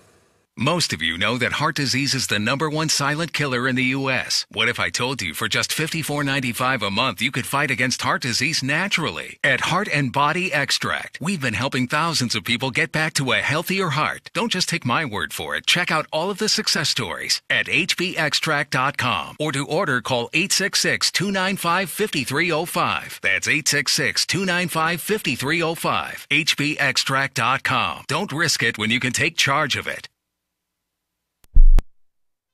Anyone can publish on the internet, but not everyone is publishing material suited for online reading. According to the Yahoo Style Guide, it cautions that internet content has a few seconds, 3 or less, to encourage people to read more, to take action, or navigate to another one of your pages. So make it easy for readers to pick and choose. Isn't that the way you poke around online? Use short words, short sentences, short paragraphs, bulleted lists, and short pages. Front load what you write, putting the most important information at the beginning of headlines and paragraphs and sentences. Same goes for your keywords, what someone would likely type into the search box on Yahoo or Google. For more tips on communicating better online or in a job interview or everyday life, hit survivalspeech.com. I'm Holland Cook. What do you shop for that you could otherwise buy at Amazon? Pretty much everything, right? Amazon has competitive pricing and they deliver, and that's a big plus. If you could plan ahead in your shopping, would you be interested in saving up to 33%? There's a catch. You have to do your shopping in Bitcoin. But imagine those savings. It's like a huge raise. All you have to do is go to saveitpurse.com. We've saved thousands, and you can too. Plan ahead and save. Saveitpurse.com. Did you know we've taken our LRN.FM telephone listen line to a new level with the LRN.FM audio on demand line? Now you can call 712-770-8447 anytime and listen to LRN.FM's live feed. And you can listen to a bunch of our original shows on demand. Long distance fees may apply. Just dial 712-770-8447 and choose from the menu. 712-770-8447. Free Talk Live. You're privileged to drive the road. You must follow the law. No, I don't have to. You're going to double park and you're going to make a left-hand turn in front of a cop? Can I respond to you here, Barbara? Do right ahead. I'm not going to run a red light in front of a cop because he has a gun and is willing to hurt me, but I've run plenty of... Wrong. He's not going to hurt you. He's going to give you a ticket. Oh, but if I decide not to pull over, what will he do? Well, you're not obeying the law. Barbara, I don't obey arbitrary words written down by strangers. I obey natural law, Barbara. That means if I do something, I expect consequences will come from that, sometimes good, sometimes bad. You run a red light, somebody comes around and you kill him. I would never run a red light like that. When I run a red light, I stop first, look around, make sure no one is in danger, and then I go through. Oh, you are such a phony. Free Talk Live, 7 nights a week from 7 to 10 Eastern, live on the Liberty Radio Network at LRN.FM. Some of our live shows are streamed in HD on Twitch. Please follow and share at twitch.lrn.fm. That's twitch.lrn.fm.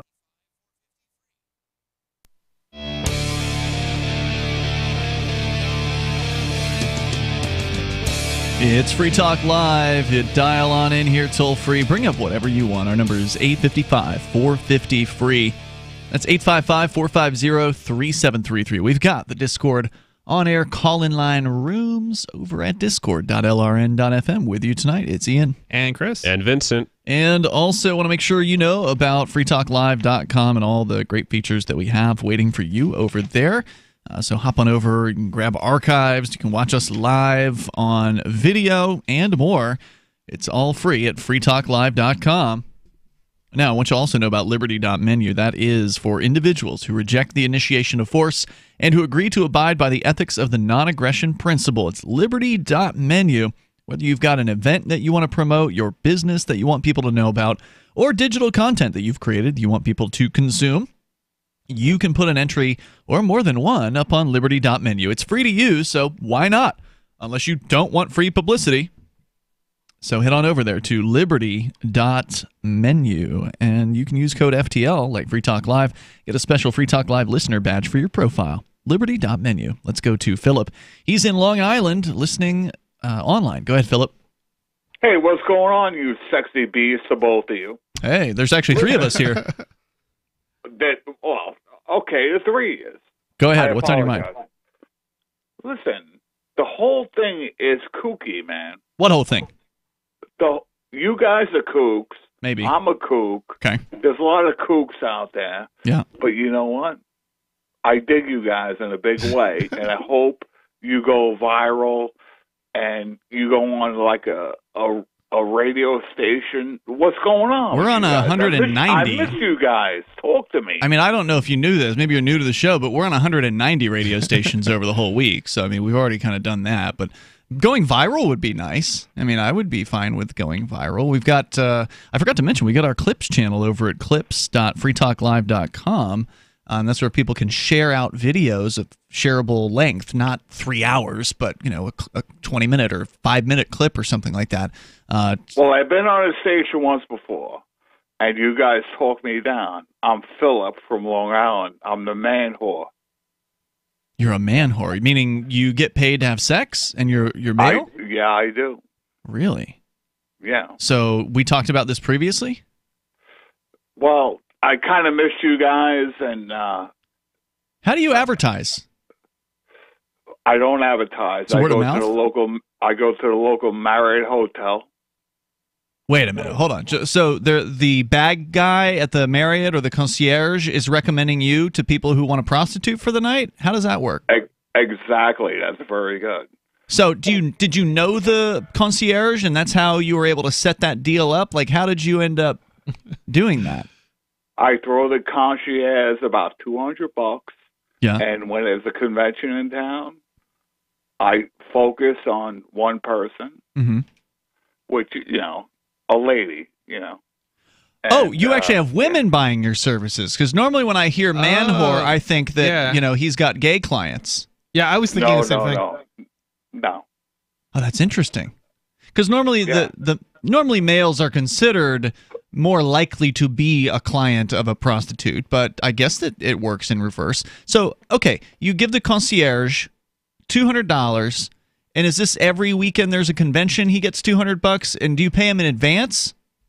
Yeah, of course. And the concierge, I give him $200, and he steers me to women that are out and hanging out at the bar. They're away from their husbands, right, all over the United States. They're wealthy enough to attend a convention, right? Indeed. Mm-hmm.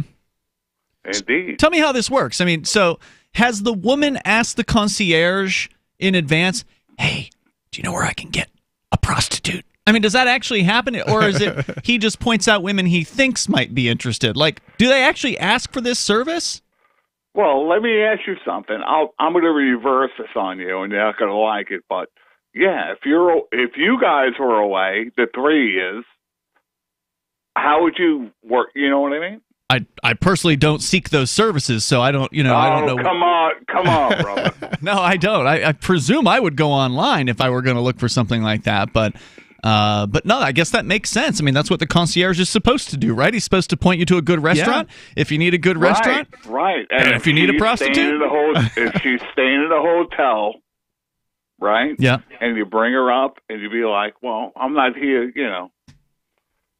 And everything works out. Yeah. And so you're in New York, where, of course, there's a convention every damn, day or every weekend at the very least. So it's probably not hard to. I mean, are you working every day, every week, or do you take time off?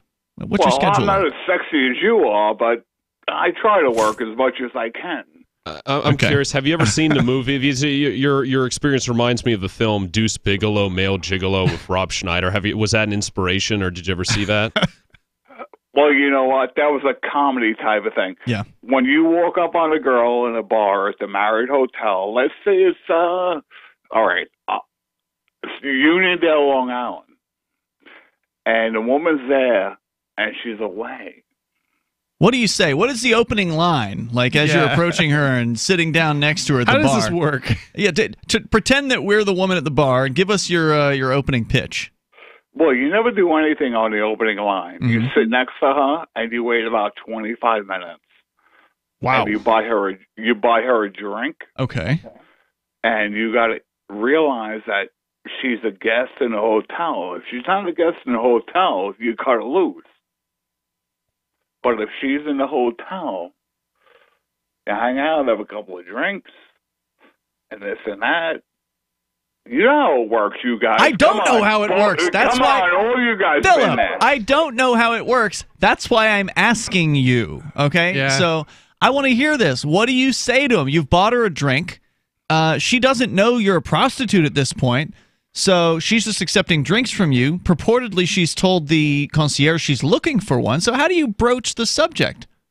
No, she doesn't tell the concierge she's looking for one. Oh, I asked you that earlier, and you said she did. Yeah, no. What happens is I slip the guy money. Yeah. And he tells me, boom, boom, boom, you got 3 girls in the bar. You know, medical conventions, conventions or. Why would he need to tell you that there are girls in the bar? Yeah, you can I'm go lost. into the bar and see that there are women in the bar. So if they haven't indicated to the concierge that they are specifically looking for a prostitute, how do you know they're a good prospect? Just simply because they're there alone? Indeed. All right, so hit me up. Give me the pitch. We're sitting here, pretend. Let's do a little role playing here. Yeah, I want to hear this. We're the lady at the bar. You've come up. You've offered us a drink. We've accepted. Because why not, right? It's a free drink. So we've accepted the free drink. We've been sitting there. You've been making small talk. I presume you're not just sitting there, looking at your glass. So there's a professional line. There's a professional, Are there code words? Are you saying that's a trade secret and you're not going to tell me what your line is? Well, I'll tell you guys whatever you want to know. Just ask. Tell me how you broach the fact that you're a prostitute with her. Well, she doesn't realize I'm a prostitute. I know that. You've sat down and you've bought her drinks. That's right. I bought her a couple of drinks. I go up to her. I take my right hand, and she's to my right. I put my right hand on her knee. Oh, my. And we talk back and forth and everything else. And usually, listen, it's only half my style. If she comes down in like a white satin blouse, my favorite, or a plum satin blouse, that's another favorite. So if they come down to the bar looking like that, come on, boys. I don't know what you want out of me. A little bit. I don't know what you want me to say here because we asked you a question and you haven't really been clear that you put a hand on her leg. A lot of women aren't going to appreciate that at all. That's a pretty forward move for somebody just sitting at a bar who's bought a couple of drinks. I mean, not that I'm an expert at picking up women in bars. I know nothing about it. Well, apparently you're not an expert. But you're not picking up a woman. You're trying to get someone to pay you to have sex with them. That's right. Okay. Are you going to actually tell us how you do this? Should we hold on to you, or are you just going to keep dicking us around? I tell her right Hold on. More coming up here. This is Free Talk Live. Does your dog itch, scratch, stink, or shed like crazy? Come to Dynovite for help. Order a 90-day supply of Dynovite. Dynovite for life. Pick up 2 tubes of Doggosuds. Get the 3rd tube free. Peppermint, tea tree, lavender, Doggosud shampoo. Made with all-natural coconut, jojoba, aloe. Great for healthy skin and soft, shiny coats. But no itchy, harsh chemicals. Lather up, rinse away. Try Doggosuds. Buy 2, get 1 free. At Dynovite.com. DINOVITE.com. Did you know you can legally exit the U.S. federal income tax system? Well, it's true, and thousands of American nationals are doing it. The 16th Amendment and the Internal Revenue Code are legal, but only in a limited jurisdiction. This is the basis behind the voluntary nature of the income tax. Learn the exit strategy provided by Congress. Find out more by visiting weissparis.com and watch our numerous videos. That's WEISS Paris.com. Do you feel like many of us? All the distractions in the world taking our minds and focus off what really needs to get done day to day? Well, Janess has a dietary supplement called Mind to help with mental distraction, and it supports memory function. Go to GCNlife.com now to check it out. You're only at your best when your mind is at its best. Go to GCNlife.com or call toll-free 844-443-6637. That's GCNlife.com or 844-443-6637. Hi, I'm Dan Pilla. I started fighting the IRS over 40 years ago when they tried to seize my mother's house. I sued the IRS and won. I beat the IRS then, and I've been beating them ever since. I wrote the book on tax debt settlement, and I've helped thousands of people deal with tax problems they thought might never be solved. I can help you too. If you owe taxes you can't pay, don't wait another day. There's no such thing as a hopeless tax case. Call 800-34-NO-TAX or go to my website, danpilla.com. That's danpilla.com, danpilla.com. Would you like to hang out with Penn Jillette? He's keynoting Freedom Fest this year. I, for one, am thrilled. Freedom Fest is the largest liberty-oriented gathering in the world. They take a Big Ten approach with libertarians, conservatives, liberals, anarchists, and just open-minded people mingling together to hear real debates, share real solutions, and converse freely. This year's theme is the Wild West, a time of liberty and opportunity, or a time of anarchy and violence. Maybe both. Go to freedomfest.com/FTL and get your tickets now. freedomfest.com/FTL. Not convinced yet? Hey, I understand. It's a high-end event, even with coupon code FTLEB. Sure, you're likely to receive investment advice that'll make that sum seem paltry, but I have something special for you. Go to freedomfest.com/FTL and you'll get the 5 best speeches from last year for free. Call it a test drive. Do yourself a favor and go to freedomfest.com/FTL. freedomfest.com/FTL. Use coupon code FTLEB for a discount.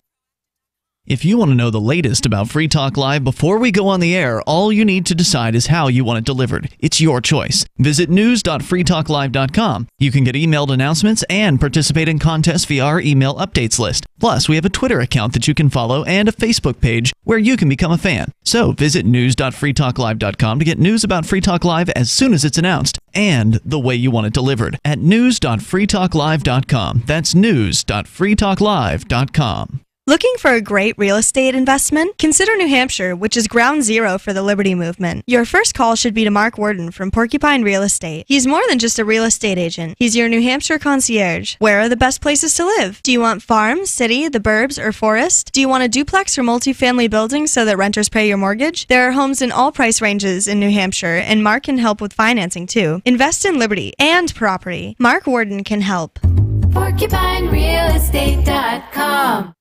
Love what we do? Please help support our international satellite channels at patreon.lrn.fm. That's patreon.lrn.fm.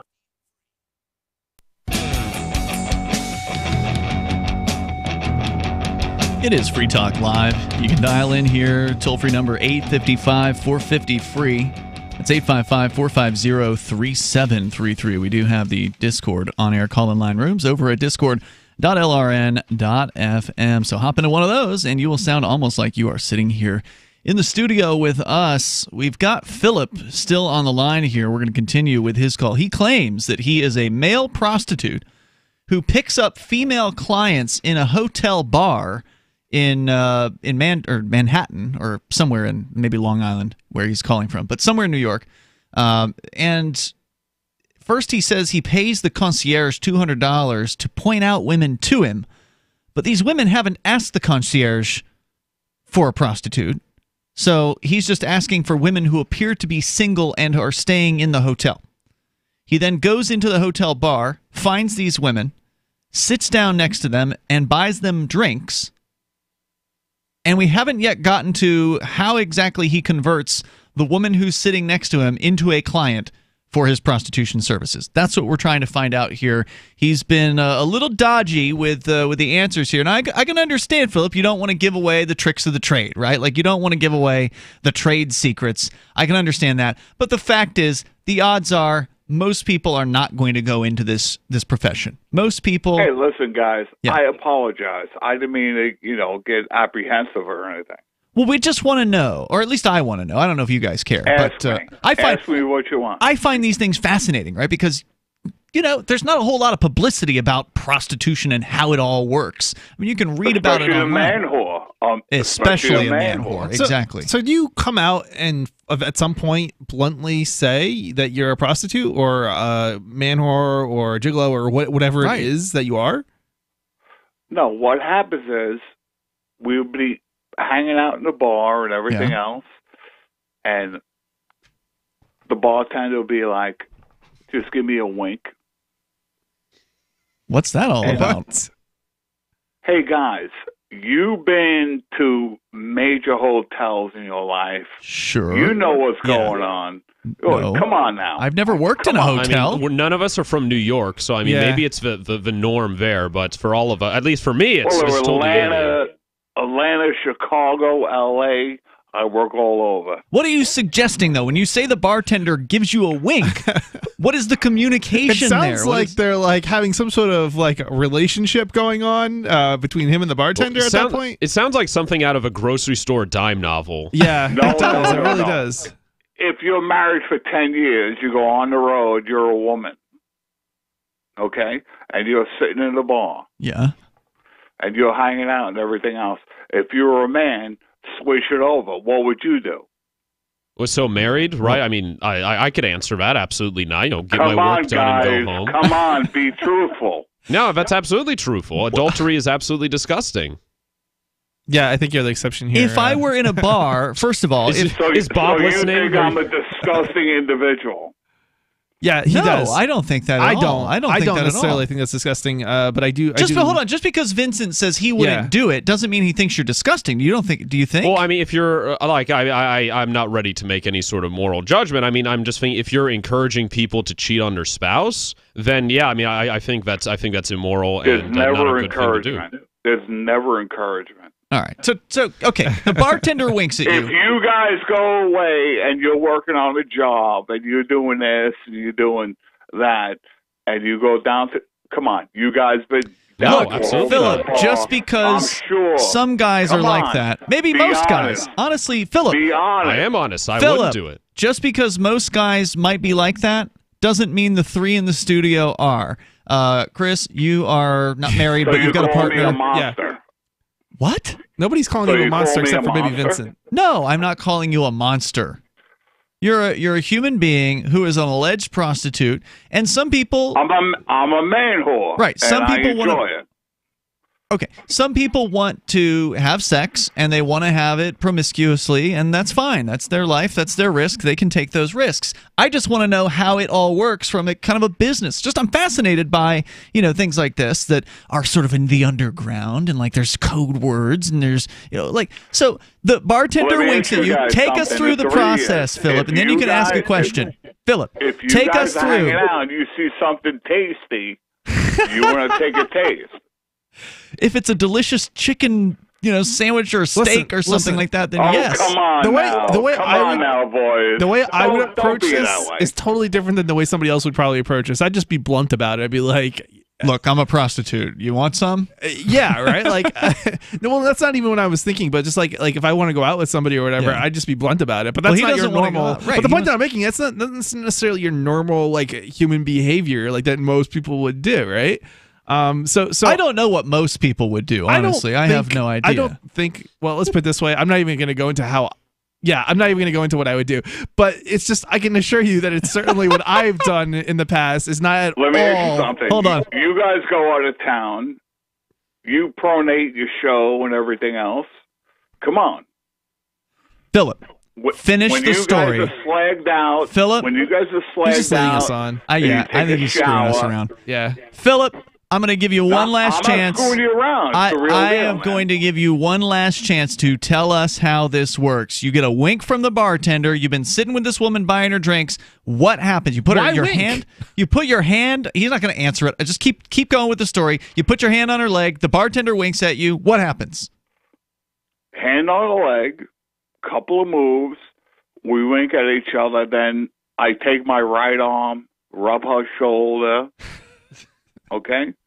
And then we go upstairs because she has a room on the 13th floor. Now this is a Place joke. and This is definitely a joke. ridiculous. There is no 13th floor Oh, you in think most it's a joke? hotels. You think it's a joke? Most hotels don't have a 13th floor. All right, well, call a Marriott on Long Island. See if they have a 13th floor. All right, what happens at the hotel room? Well, we get in. I slam the door.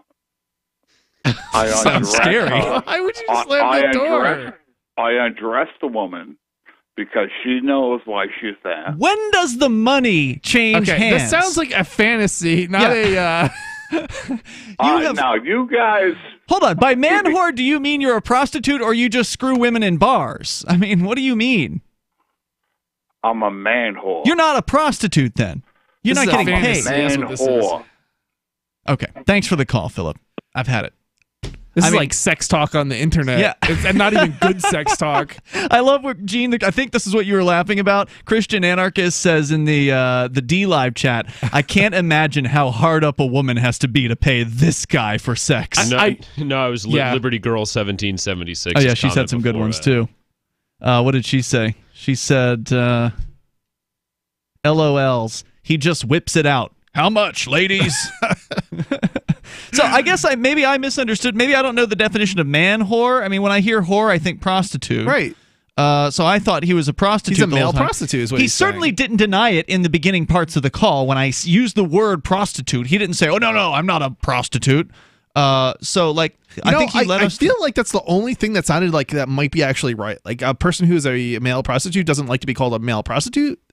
And I think that... Gigolo? Yeah, like gigolo or man whore might actually be terms that like somebody who was a prostitute would use. All right, we gotta go to Urban Dictionary. Urban Dictionary knows all of these things. Man whore. Well, that's why I was curious with the title of the Deuce Bigalow film, because I always thought a gigolo was male anyways, but it's called male gigolo, so maybe they just added that to... It's not a prostitute. I apologize. So what is it exactly? It's a guy, definition number one on urbandictionary.com of man whore.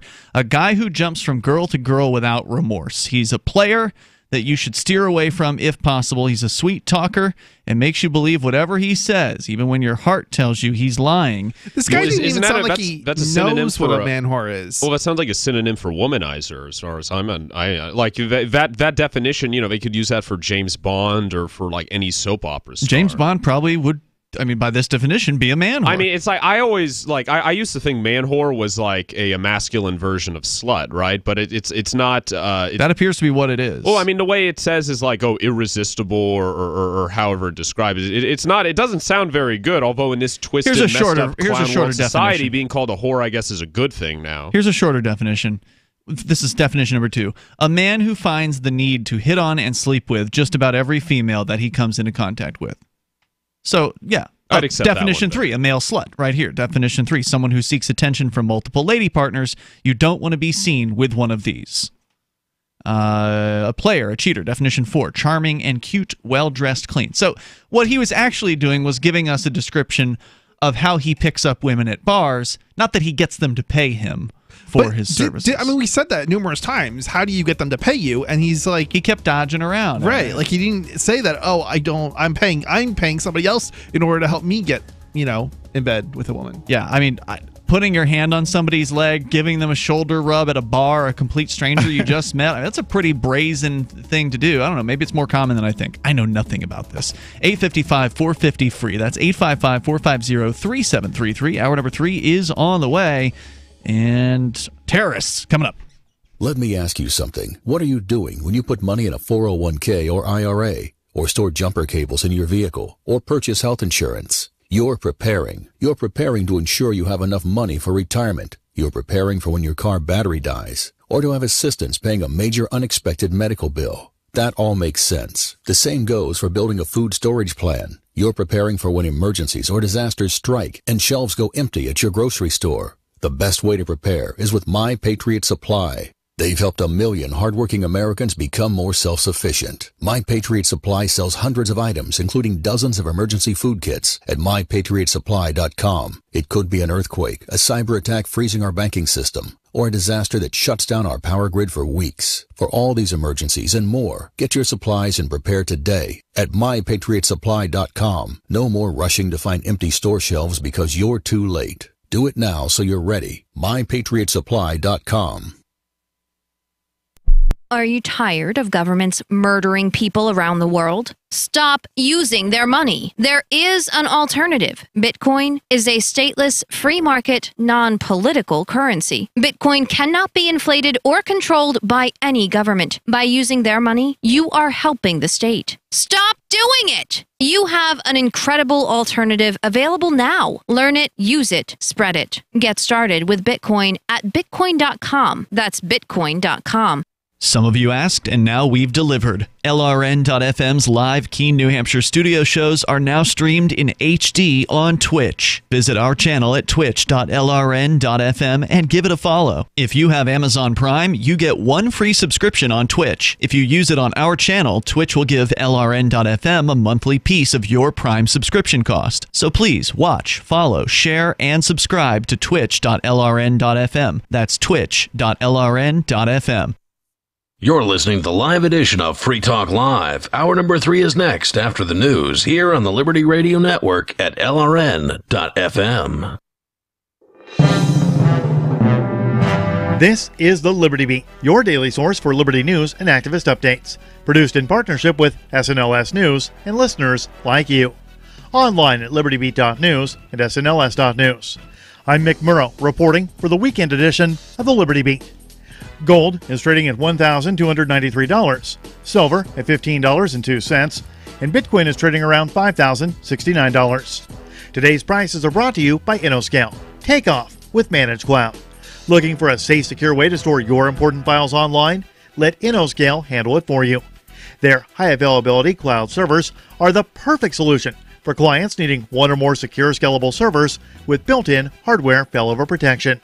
For details, see them online at InnoScale.net. Free Julian Assange and Chelsea Manning. Free Julian Assange. Demonstrators gathered Thursday, just hours after the arrest of WikiLeaks publisher Julian Assange by UK authorities, outside of the British Embassy in Washington, D.C., to denounce the unprecedented affront to freedom of the press. Protesters also took the opportunity to highlight the injustice of the jailing of Chelsea Manning over her refusal to testify against Assange. Anti-war groups Code Pink, Answer Coalition, and Popular Resistance, in addition to a handful of unaffiliated activists and sympathetic reporters, took turns giving speeches in support of Assange and his publishing record. The anti-media reports that anti-war groups Code Pink, Answer Coalition, and Popular Resistance, in addition to a handful of unaffiliated activists and sympathetic reporters, took turns giving speeches in support of Assange and his publishing record. According to Popular Resistance, demonstrations were planned in a number of cities across the world. The Liberty Beat is sponsored in part by Brave Botanicals, high-quality kratom and CBD at reasonable prices, with excellent customer service. Brave Botanicals is activist-owned and mission-driven, fighting for your right to consume plant-based medicine and natural remedies. Find out more at mybravebotanicals.com. And right now, Liberty Beat listeners can save 10% by using promo code SNLS at checkout. This is the latest edition of the Liberty Beat.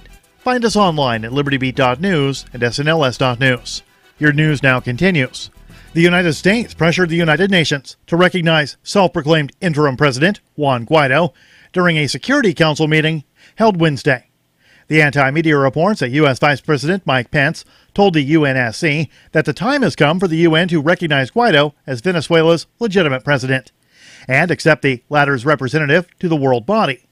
He added that the U.S. would circulate a resolution to this effect, but offered no details on his timetable. A previous U.S. resolution at the UNSC was vetoed by Russia and China on February 28th. Pence went on to reiterate the warning that all options are on the table to oust the Maduro government. He said, "This is our neighborhood," and called on Russia to cease its support to the Maduro government. Venezuela's U.S. representative, Samuel Moncada, slammed what he called a clear move to undermine Venezuela's rights, adding that his legitimacy depended on UN recognition and not on the declarations of the U.S. Vice President. An utterly horrifying video, taken from Marshall High School surveillance cameras in January, has been released, showing a massive Chicago cop shove a girl down a flight of stairs, punch her in the face, taser her multiple times, and stomp on her head. The Free Thought Project reports that in January, when the incident originally happened, the officer claimed the girl initiated violence against him, and that he had no other choice but to take her out. Now that the entire video has been released, we see the claim is not true. The victim is 16-year-old Nigma Howard. She has since filed a lawsuit after the two cops savagely beat her for no reason. The false claims filed against Howard are nothing short of criminal and almost led to ruining her life. As the Chicago Sun-Times reports, at her initial hearing, prosecutors said the officers were called to escort her off the school's premises after she was suspended, but she refused to leave the building and kicked, bit, and spit on the officers. The girl's attorney said that is nothing but a lie. Support for the Liberty Beat comes from the Conscious Resistance Network, featuring videos, news reports, and articles from a spiritual anarchist perspective. Experience the Conscious Resistance at theconsciousresistance.com. How would you like to have your business featured on the Liberty Beat? You can. Just send an email to libertybeat@snls.news for details. This is the Liberty Beat, produced in partnership with SNLS News and listeners like you. The Liberty Beat is online at libertybeat.news and snls.news. I'm Mick Murrow, reporting for the Liberty Beat, reminding you, spread liberty with a smile. After briefly reviewing several documents outlining his parents' dire financial circumstances today, 23-year-old Wesleyan University graduate Zach Wallace told reporters he had, quote, absolutely no clue how his mother and father are going to dig themselves out of the $35,000 of student loan debt they incurred to pay for his college education. I mean, this is going to be really hard on my parents. When I was in college, I just assumed that, they would pay off my student loans within a few years of me graduating. But I never realized how expensive college is going to be for them. Wallace, who graduated with a film studies degree in 2012 and has since had 2 unpaid internships, told reporters that from the way prevailing interest rates are trending, his parents could easily be paying off his debt for the next quarter century. They're going to be paying for the rest of their lives. And on top of it all, they have to help me out with my rent, too. I mean, it sucks. It really, really sucks. This is the Onion News Network.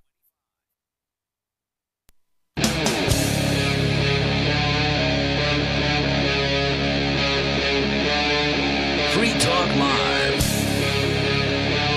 It's Free Talk Live, launching into the third hour of the program. You dial in toll-free to join us here. Our number is 855-450-FREE like freedom. That's 855-450-3733. Joining you tonight, it's Ian. And Chris. I'm Vincent. And don't forget, you can join us online over at freetalklive.com. We got features. They are free, including our forum. You can go to forum.freetalklive.com and interact with other Free Talk Live listeners there. That's forum.freetalklive.com. We're going to go back to your phone calls and thoughts, but coming up, Chris, you're going to be telling us about the Internet Archive is currently under fire by some government. Yeah, the EU is claiming that the Internet Archive is got lots of terrorist content. We'll get into it, but first, we got Bad Slave, I think. It looks like he's muted his mic. Oh, there he is. Okay, good. Bad Slave, you're on Free Talk Live. Perfect timing. I wanted to talk first a little bit. The crypto, I mean, not the cryptocurrency,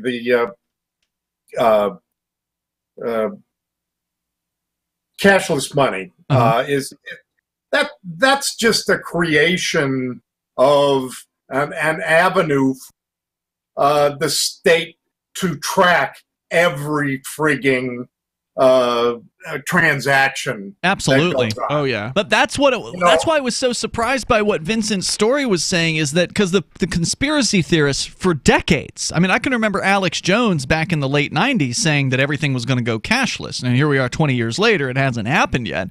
But the conspiracy theories have been touting this for a long time, but the reality is it seems like the opposite is true, where now you've got governments passing laws forcing businesses to accept cash. I wouldn't say it's a major trend, right? The rest of the article went into it, but it's these city governments that were passing it. I thought there was a state, Massachusetts, and a couple other states. Massachusetts, that was a 40-year-old law. Yeah, but didn't they say there were at least 1 or 2 other states that were? Well, we're talking about. I'm saying like the first city it was first cities, right? Yeah. Because the city politicians, councilors have to rely on low-income voters for the most part. Okay. So it's like I'd say like just based on that article and trends, it's like the cities, we're going to have that resistance to it, just to prop themselves up with support of low income, to pander to voters. But overall, like the major governments, like the state government, the federal government, everything, they're in bed with the bankers. Right. So I think it's just a matter of time until we're like Scandinavia. So despite the pushback, you're saying eventually the feds are going to cram this down. Absolutely, states. Well, the banks, not the feds. The feds working for the banks. The banks, particularly, I think, are a big influence behind this. The trouble is that that it's more complicated. It's more expensive.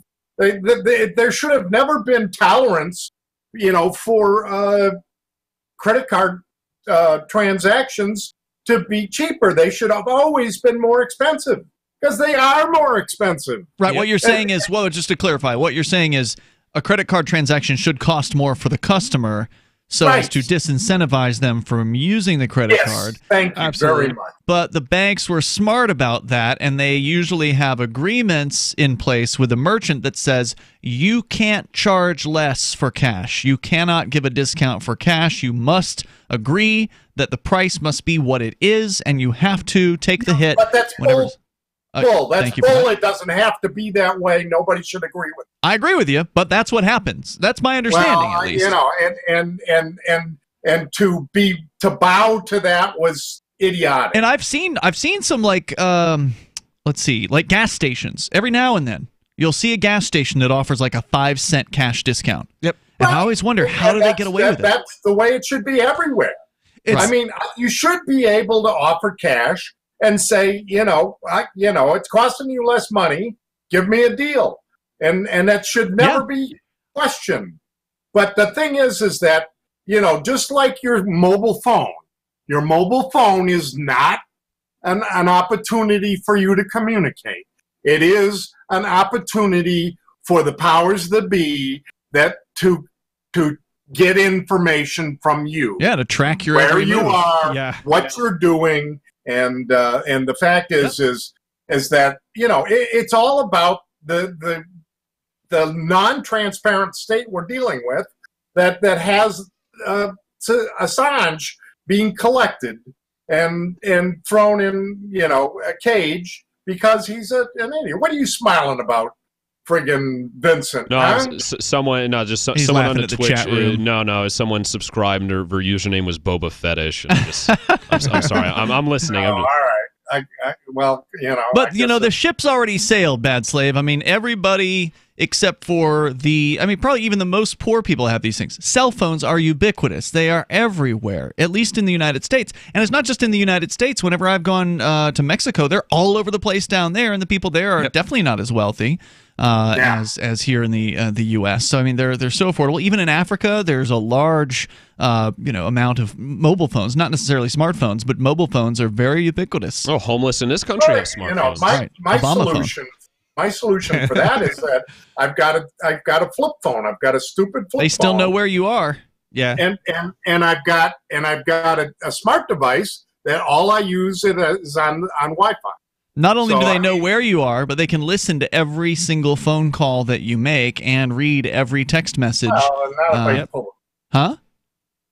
Not if I pull the battery out. Well, then you're not making a phone call. But thank you, Bad Slave, for the call tonight. I appreciate it. The toll-free number here is 855-450-FREE. That's 855-450-3733. In fact, we can talk about calls coming up here in a little bit with the FCC story about them fining robocallers $208 million, but only collecting $6,700, almost $6,800. Not a lot. But first, the Internet Archive.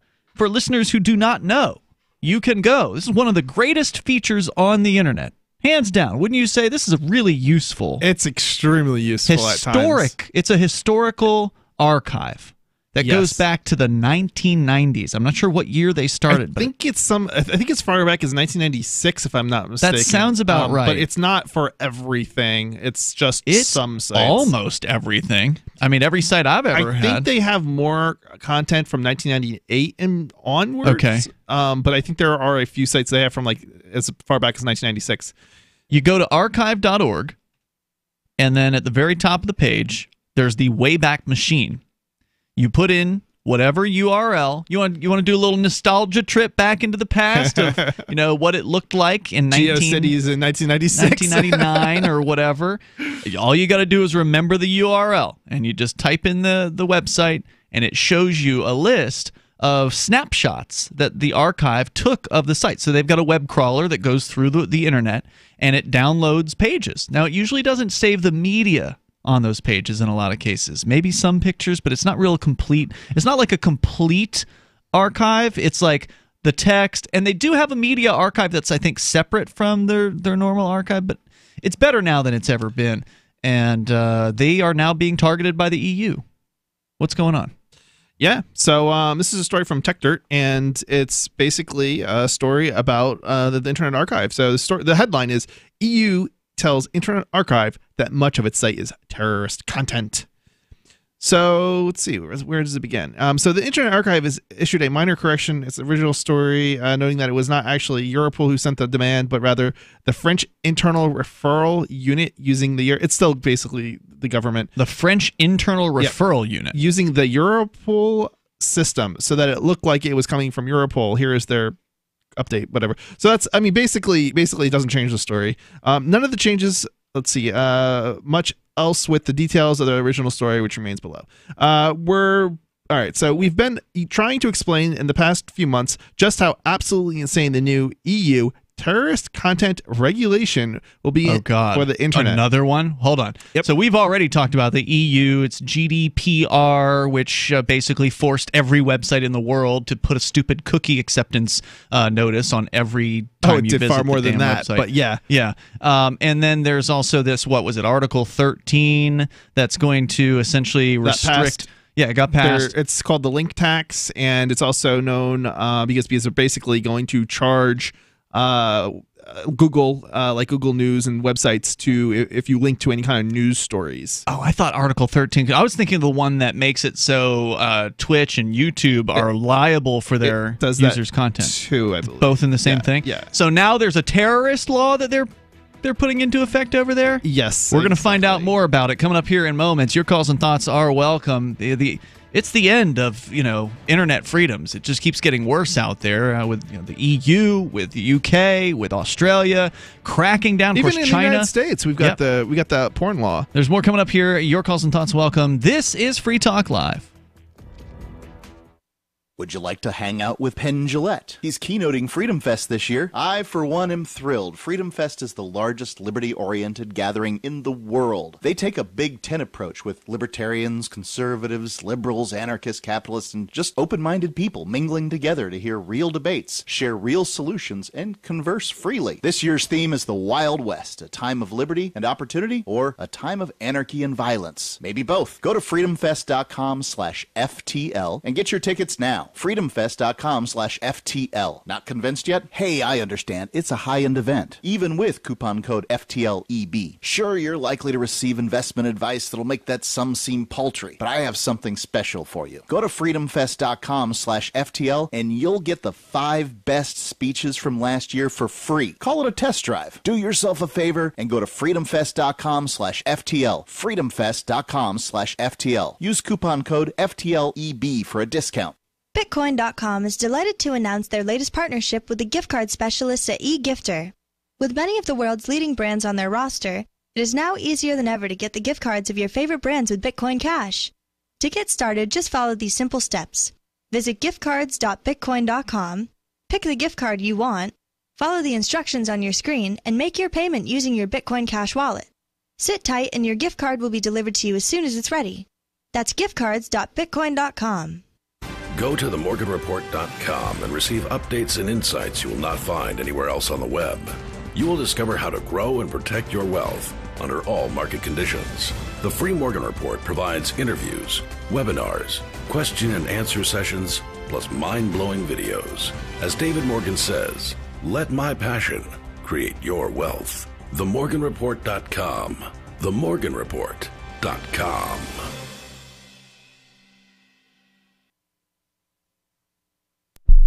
Is spreading the message of liberty, cryptocurrency, and peace around the globe worth $2 per month to you?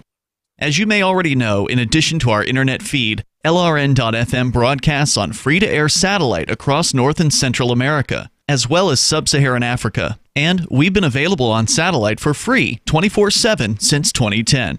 The LRN.FM free-to-air satellite signal is reaching some of the most oppressive regimes in the world, and there's no doubt our ideas are making an impact. You can learn more about the channel's impact by watching the 3-minute video at fund.lrn.fm. If you'd like to help free minds globally with our ideas of liberty, cryptocurrency, and peace, you can donate as little as $2 per month via fund.lrn.fm. You can help us continue and expand our satellite broadcast to multiple continents. Visit fund.lrn.fm today, and thank you for your help. Don't forget to share the link on social media. That's fund.lrn.fm.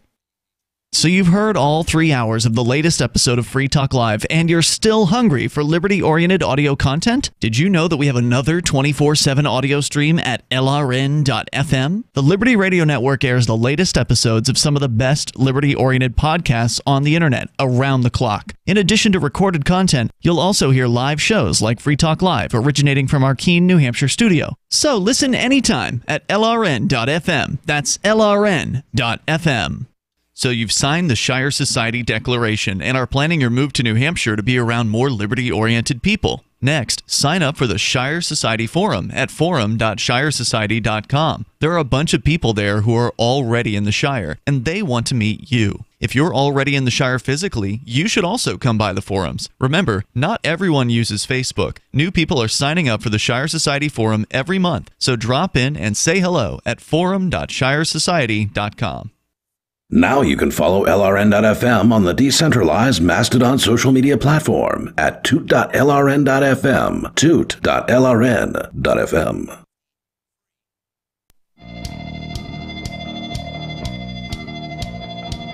It is Free Talk Live. You dial in toll free, bring up whatever you want. Our number here is 855-450-FREE like freedom. That's 855-450-3733. Talking about the Internet Archive being targeted by the EU. Apparently some new information terrorism law, we're going to get into it here, has been passed, and they're now saying... No, not passed. It's going to be next week.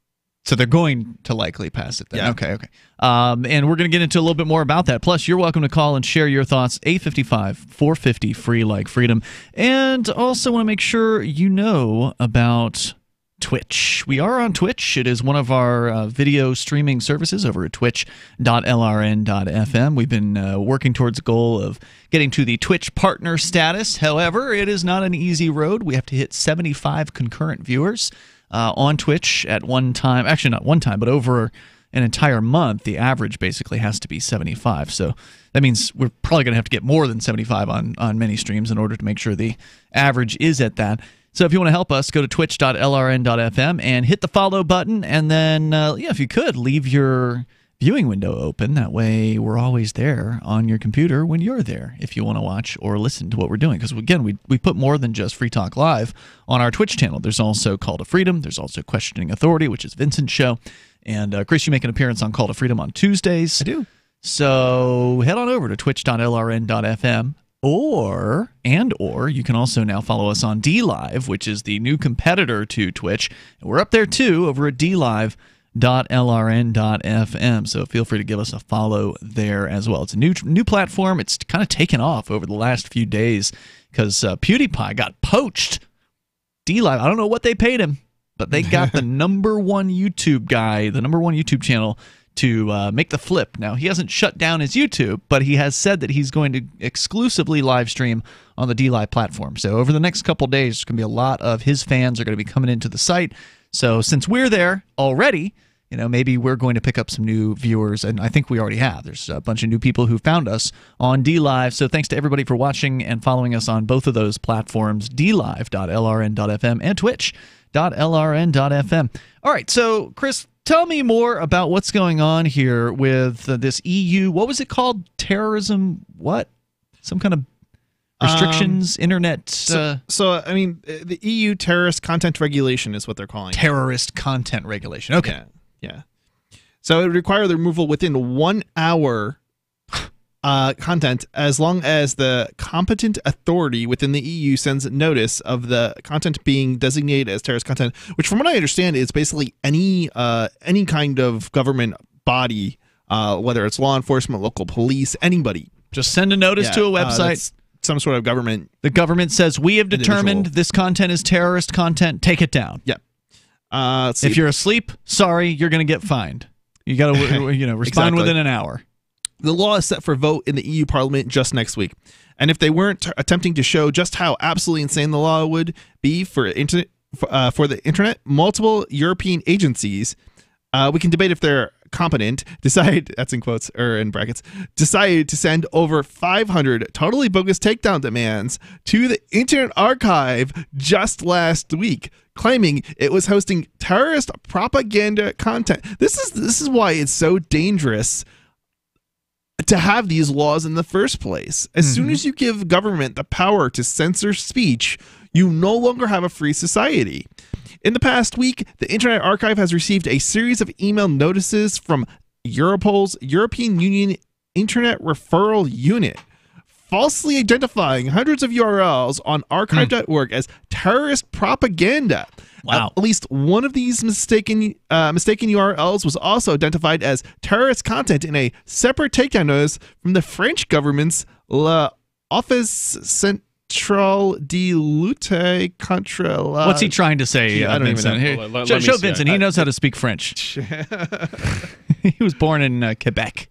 L'Office central de lutte contre la criminalité liée aux technologies de l'information et de la communication. OCLCTIC. Is that one organization? That's insanely long name for an organization. That's how governments are, man. They have all these long names. Frequently, the heads of these agencies have long titles, just really just unnecessarily long. The PhD.Esquire.Captain, all those titles attached to. Well, not even those, but just the name of their job is really lengthy in a lot of cases. All right, you guys want to hear? So, what did it mean? Hold on, you said it. Yeah. What did it actually mean? Do you know? I'm gonna have to see what it said again. Okay, hold on. We got to go back. It's some sort of police department, obviously. Yeah. I mean, it says here the French government's central office of control of. Okay, so it's like it's involving crimes like cyber crimes. Okay. Like crimes involving technology or the internet. Now, I missed a detail here, Chris. Yeah. How are they sending these notices out if the law hasn't passed yet? Yeah, I don't know. I guess it was a precursor to the law being passed. I don't know. Huh. Somebody sent it out too early. Somebody didn't just jump the gun. Realize, they didn't realize it hadn't passed yet. Okay. I don't know. Well, I mean, it's the government. They figure if they send out a notice, the person's going to do it, right? Well, the UK already does it. The London police actually has a unit that sends out illegal notices that aren't lawful to organizations demanding that they take down like piracy websites and things like that without any kind of court order or anything. And it's and they just a lot of entities, they just comply. Because it's some government authority, even though they're not even within their jurisdiction of the UK or London or anything. Yeah, anything that's got a government logo on it is just going to get people's obedience. They're trained for it. It's not even that. There was a news story recently about some guy, and I don't know where this was. I didn't actually read the story, who built Facebook and some other, big internet company out of a bunch of money by just sending them fake invoices. Oh yeah, that happens all the time. And yeah, lots of entities do. And you know what? Also, what's crazy is you can also, if you have a check from a company of some kind, you can actually charge the company, just like you can with a debit card. Mm-hmm. You can charge the company basically whatever you want, and frequently they won't pull notice money it. from their bank account? Yeah, you're literally pulling money from their bank account, and they won't even notice it. It's crazy. Yeah, so you don't even have to invoice them. You can just get it. If you can get a check from them, just start charging their. Right, because then you have their account number, and you look up the routing and that's number, all that's needed. And this is why it's important when you have a checking account to actually look at your transactions, because people can just pull money from it. Yeah, it's happened to the Shire Free Church. Oh, has it? Interesting. Yeah, it's happened to us where somebody just decided they were going to pay their Toyota car payment from our checking account. Yeah, not even with a debit card number that they stole, just with the check number. Just with the checking. Yeah, just with the account number. Yeah, and it can be done. So keep an eye on it. Yeah, so this law is absolutely insane. So one of the things that they basically sent a notice on was the entire Project Gutenberg archive of public domain texts. Isn't this Google's project, Gutenberg? No, it's a very old project that basically it's a content it's a collection of basically free educational material. Free books, things like that, and I things that copyright has expired on. Yeah, I believe the copyright's expired on. I don't know if it's exclusively expired copyright, or if it includes other stuff, but it's certainly it's not terrorist content or propaganda.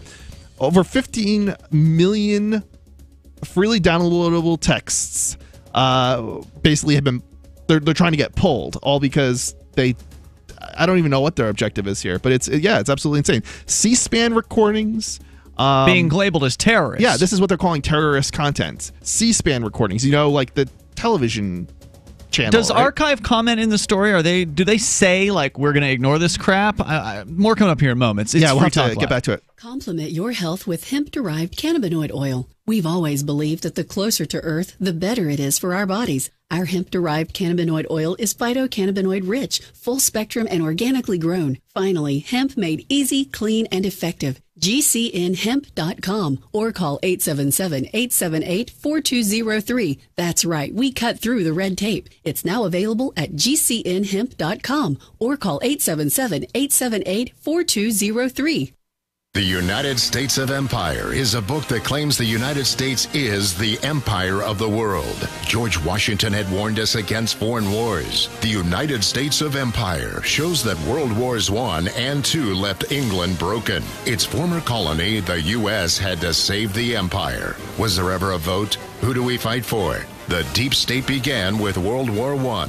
The United States of Empire by James Dunn. Available at Amazon Books. I've been told no in many different ways. I give you an order and you're going to obey it. George, you can go this way. You can do that and you have to leave here. You cannot bring Simon to the rally. Walk with me. Well, I'm comfortable here, actually. Whoa. Hey. Who do you think you are? Excuse me. There is no video or audio allowed in this office. No, I have work today. You ain't gonna make it. Wait a minute. Hey! Oh my God! Unbelievable! Why are you running from me? Because you're scared me. What am I being detained for? You're being served. What is this? You're being served. What is this? Bureaucrats have a funny way of telling people no. That's the sound of the men working on the chain. Derek J's Victimless Crime Spree. Watch it for free and order the Director's Cut DVD at victimlesscrimespree.com. The new 4th edition of Healing Our World, The Compassion of Libertarianism will take your understanding of liberty to a deeper level and has over 1,300 updated references, new cartoons, and a foreword by Dr. Ron Paul. With discounts for multiple book purchases, the 4th edition of Healing Our World is a great gift for the liberals, pragmatists, environmentalists, and Christians in your life who think libertarianism is cold-hearted. Get yours today at healing.freetalklive.com and use promo code FTL for a $5 discount. LRN.FM is proud to announce our official listening apps for Android and iOS devices. Now you can easily tune into our streams anywhere, anytime on your smartphone or tablet. Just visit apps.lrn.fm or search for LRN.FM in the Android or Apple app stores. Please download, rate us 5 stars, then share the link on your social media and let your friends and family know how you're listening to LRN.FM. Download it now, free at apps.lrn.fm. This is a special alert for business owners, consultants, coaches, folks planning retirement, entrepreneurs, and anyone who is saving and investing to build a financial future. You are likely aware that financial privacy for most people has recently died a miserable death. And let's face it, without privacy, there really is no security, is there? Bankrupt governments and banks on the verge of collapse are perhaps the biggest threat to your financial future today. The Lighthouse Law Club recognizes this and has been working diligently to provide safe, secure, and productive tools to ensure your privacy, your financial security, and your future financial well-being, despite the catastrophes which many people fear are looming ahead of us. Find out more with a variety of free videos on the YouTube channel for Lighthouse Law Club. Just search YouTube for Lighthouse Law Club and secure your future today. This is the Liberty Radio Network, broadcasting the latest liberty-oriented audio content 24 hours a day at LRN.FM.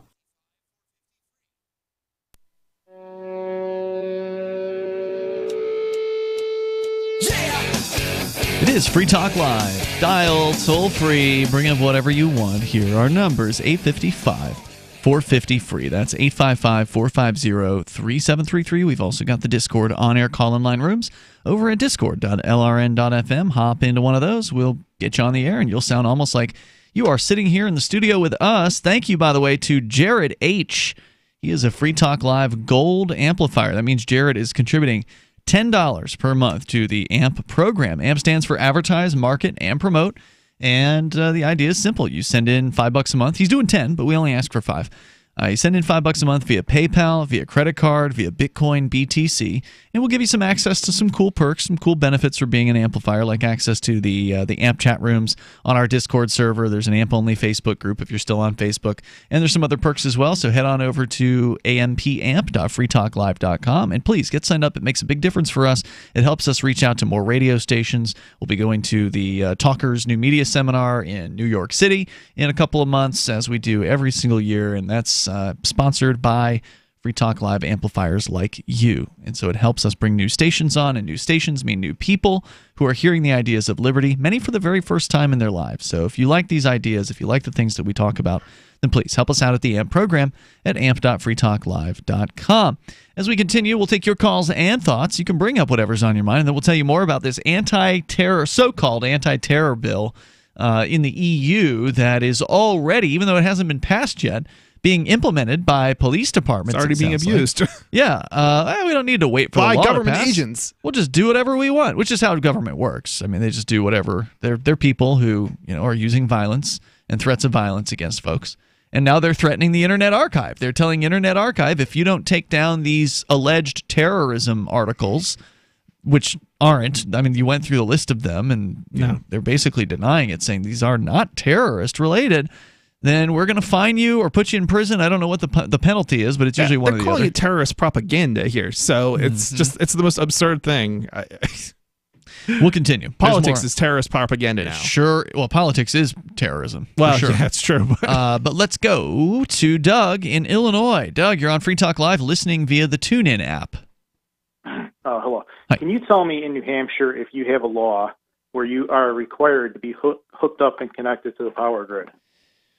It would surprise me if that existed, because New Hampshire's like the woods basically for the most part, and there's a lot of kind of off the grid style people that live here. So I suspect that does not exist. Yeah, you'd be shocked to find out, and I'm shocked to find out that we have it here in Illinois. No, I'm not shocked at all. That's Illinois. And yeah, right.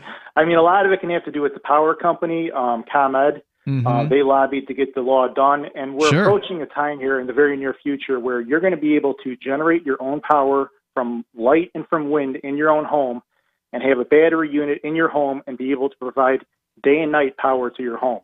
And I'm a little worried that what they're trying to do can be they're trying to maintain control. You know what I mean? Like our utility here, ComEd, what they did can be they did they lobbied down at the Capitol for a $200 million bailout of their nuclear fleet. And they did the lobbying by doing a campaign contribution to everybody down there, and they got to push through, and now they want another one.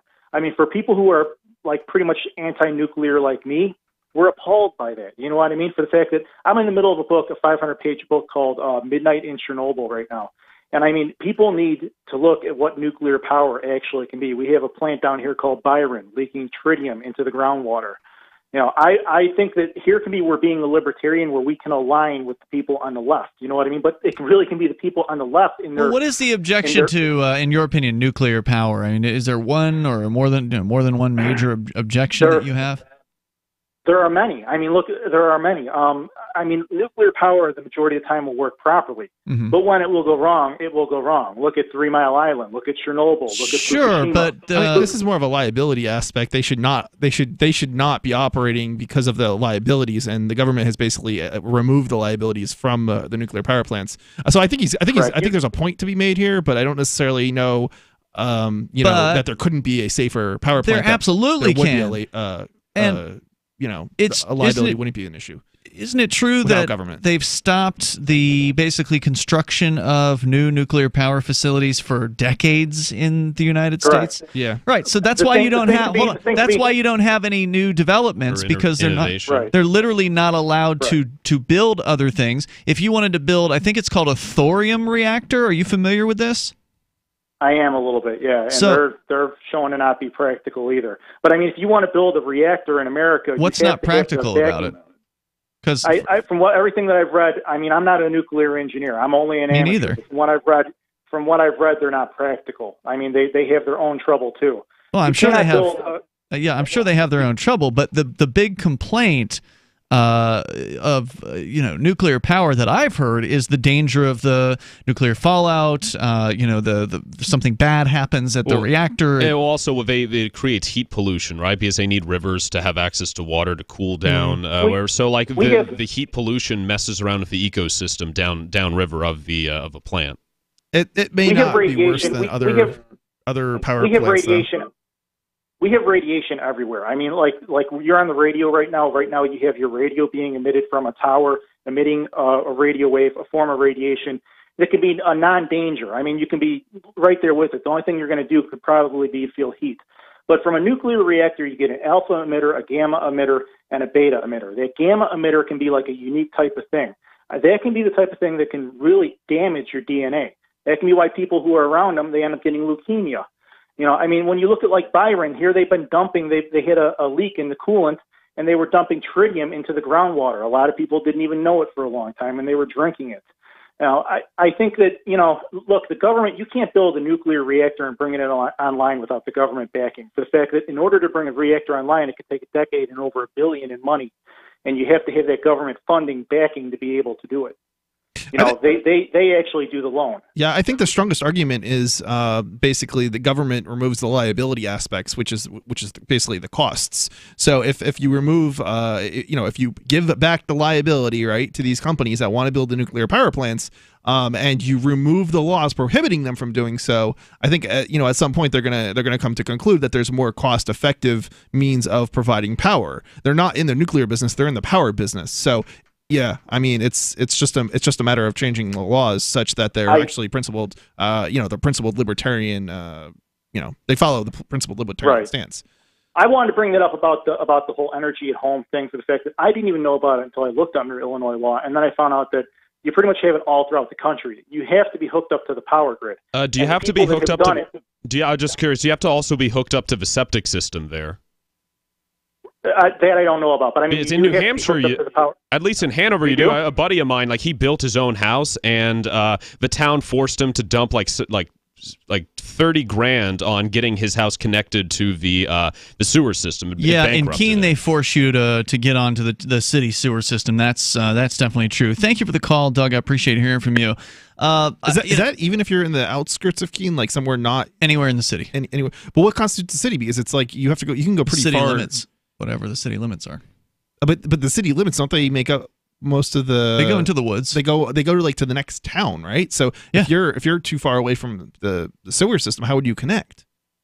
Well, that's not their problem. That's your problem. That's exactly what happened with Dave. I mean, he lives in the wood. It's like Hanover's like a rural college. If you want to live in the woods, don't live in Keene or Hanover. You're crazy. Because you're going to pay way more in taxes. Anyway, thorium's interesting, and it sounded like he didn't know a whole lot about it. But the big scare with nuclear facilities is meltdowns, right? Yeah. Chernobyl. He brought up Chernobyl. It says here, and I've read articles about this before. And leaks too. That's what his main thing was. Leaks. Because with meltdowns, you could evacuate. With meltdowns, you could evacuate the whole area. But with leaks, no one knows about it. So for decades, you could be getting cancer or just other sorts of deadly radiation without even knowing about it. That's the kind of thing that can be tested for probably too. So there's been plenty of stuff getting leaked in Hanover from some of the Dartmouth's machinations, and people they either don't care or the testing gets covered up. So nuclear meltdowns, thorium reactors basically don't have the opportunity to melt down. It says if here, they work properly, yeah, and the reactors don't need to compress their coolants under the extreme pressures because of the process of using thorium, like most nuclear facilities, eliminating the risk of explosion. There's a whole lot more about thorium and why it's safer. We can continue here, but your calls and thoughts are welcome. This is Free Talk Live. Did you know you can legally exit the U.S. federal income tax system? Well, it's true, and thousands of American nationals are doing it. The 16th Amendment and the Internal Revenue Code are legal, but only in a limited jurisdiction. This is the basis behind the voluntary nature of the income tax. Learn the exit strategy provided by Congress. Find out more by visiting weissparis.com and watch our numerous videos. That's WEISS Paris.com. Go to themorganreport.com and receive updates and insights you will not find anywhere else on the web. You will discover how to grow and protect your wealth under all market conditions. The Free Morgan Report provides interviews, webinars, question and answer sessions, plus mind-blowing videos. As David Morgan says, let my passion create your wealth. TheMorganReport.com. TheMorganReport.com. Pain in my neck, back, and shoulders has really gotten worse. Relief for body pain is here with Sunny Bay heating pads. Well, the last thing I want is to take another pill, so what's so good about Sunny Bay heating pads? Sunny Bay heating pads, made by Biomed DB Design right here in the USA, come in all sizes. Our extra large microwavable heating pad for back pain is designed to be large enough to cover your entire back. It's also perfect to wrap around your legs, knees, or shoulder and neck. But I need to know they're good quality. Of course, Sunny Bay heating pads and pillows are often an Amazon choice, and it's easy and most affordable when you purchase your Sunny Bay heating pads right from our website, sunshinepillows.com, or call us 253-678-1361. Hey, a Sunny Bay heating pad would make a great gift, right? Yes, and they start at just $19.99 and free shipping is available. So call 253-678-1361 or shop for your Sunny Bay heating pad at sunshinepillows.com. On Free Talk Live, we're bringing people to the ideas of liberty every day. From wrestling superstars like Glenn Jacobs. You guys really are having an impact, I believe. Like I said, a lot of where I am now is due to listening to Free Talk Live. You changed my mind on some very important issues years ago. To random people tuning in on the radio. I was kind of stuck in the left-right paradigm. I heard your show by chance on a Saturday night. From there, I went on, joined the Free State Project, and become an amplifier. So, I mean, that's really the reason why I amp is because I know that if it wasn't for you guys being on as many stations as you are, I never would have found the ideas of liberty. Your amp will directly change more lives by getting Free Talk Live in front of people looking for talk radio online and on the air. When you amp Free Talk Live, you get perks like access to the AMP-only Facebook group and AMP podcast. Visit amp.freetalklive.com. There are lots of ways to listen to Free Talk Live. Our podcast has been around since podcasts began, and now the FTL feed is loaded with content besides our full show archives. Did you know that we make it easy for you to customize your podcast subscriptions? We have different feeds, one that includes only our full shows, one with just the Daily Digest, and one with just the Edgington Post. You decide what you listen to. It's quick and easy to customize your feeds at feeds.freetalklive.com. That's feeds.freetalklive.com. Cell 411 is a free app for Android and iOS that replaces government-controlled 911. Cell 411 allows you to preset a group of friends or private organizations to show up at any emergency. Cell 411 is a nightmare for the state because it proves their so-called services aren't needed. Cell 411 has had thousands of installs, and of course it's covered by the BIPCOT no government license. Cell 411 because your friends won't shoot you when you're in trouble. Without the government, who would build the emergency services? You and Cell 411. Get it today at getcell411.com. You can sign up to receive the latest about the Liberty Radio Network via our email updates at updates.lrn.fm. That's updates.lrn.fm.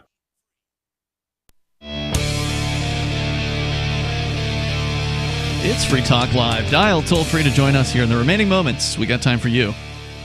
The remaining moments, that is, of our radio show, because after this is over, we're going internet only. We used to be Twitch only. I can't say that anymore because we're also going to be on DLive. So it'll be internet only, the after show, which we like to call Freer Talk Live. So stick around for that. You can find us over at twitch.lrn.fm or dlive.lrn.fm. Ian, Chris, and Vincent in the studio here tonight. And before we go on with your calls, I wanted to just refresh myself and also continue to discuss briefly this thorium concept because people are afraid. A lot of folks out there are afraid of nuclear reactors. Understandably, there have been some horror stories, despite generally apparently having a pretty good safety record as an industry.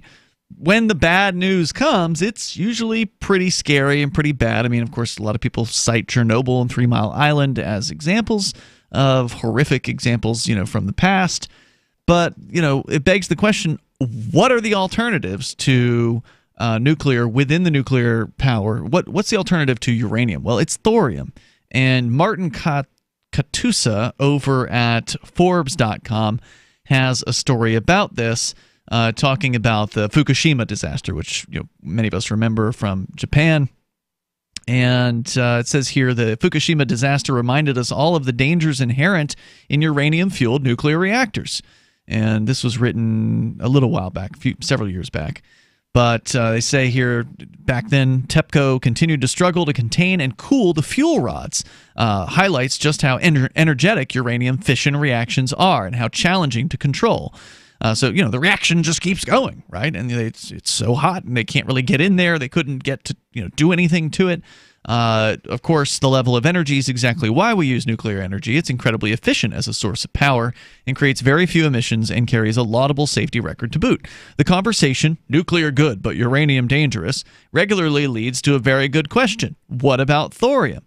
Thorium sits 2 spots to the left of uranium on the periodic table in the same row or series. Elements in the same series share characteristics.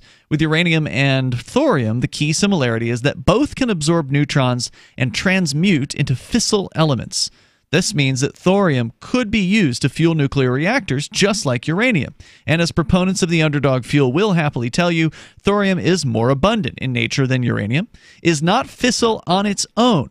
And this is super important because it means they can stop the reaction when necessary. If something's going wrong at the reactor, they can literally shut it down and everything's fine. It doesn't overheat. It doesn't continue reacting like happens with uranium. So you end the nuclear meltdown problem. The biggest problem, the biggest objection, you end it by using thorium. It also produces waste products that are less radioactive, which is the other big objection, right? Is you've heard these for years where they'll say, this nuclear facility is shipping its, waste to this facility and then it's leaking into the earth and it's going to be reactive for thousands of years or whatever, right? Thorium is not. The byproduct is not as dangerous. And let's see what else. Oh, and it generates more energy per ton, so it's more efficient. It's more useful.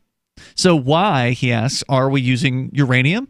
Well, as you might recall, research into the mechanization of nuclear reactions was initially driven not by the desire to make energy, but by the desire to make bombs. The $2 billion Manhattan Project that produced the atomic bomb sparked a worldwide surge in nuclear research, most of it funded by governments embroiled in the Cold War. And here we come to it, he says. Thorium reactors do not produce plutonium, which is what you need to make a nuke. How ironic. The fact that thorium reactors could not produce fuel for nuclear weapons meant the better reactor fuel, thorium, got short shrift. Yet today, we would love to be able to clearly differentiate a country's nuclear reactors from its weapons program. And then he goes a little bit more into detail about thorium and uranium. I'll put a link up on the Twitter over at twitter.freetalklive.com, on our Mastodon at toot.freetalklive.com, and our Telegram at telegram.freetalklive.com. You can get into a lot more detail on the differences between uranium and thorium. But I think that for a lot of people that have objections to nuclear power, it seems to me like their objections are primarily based in the fact of meltdowns and the byproducts.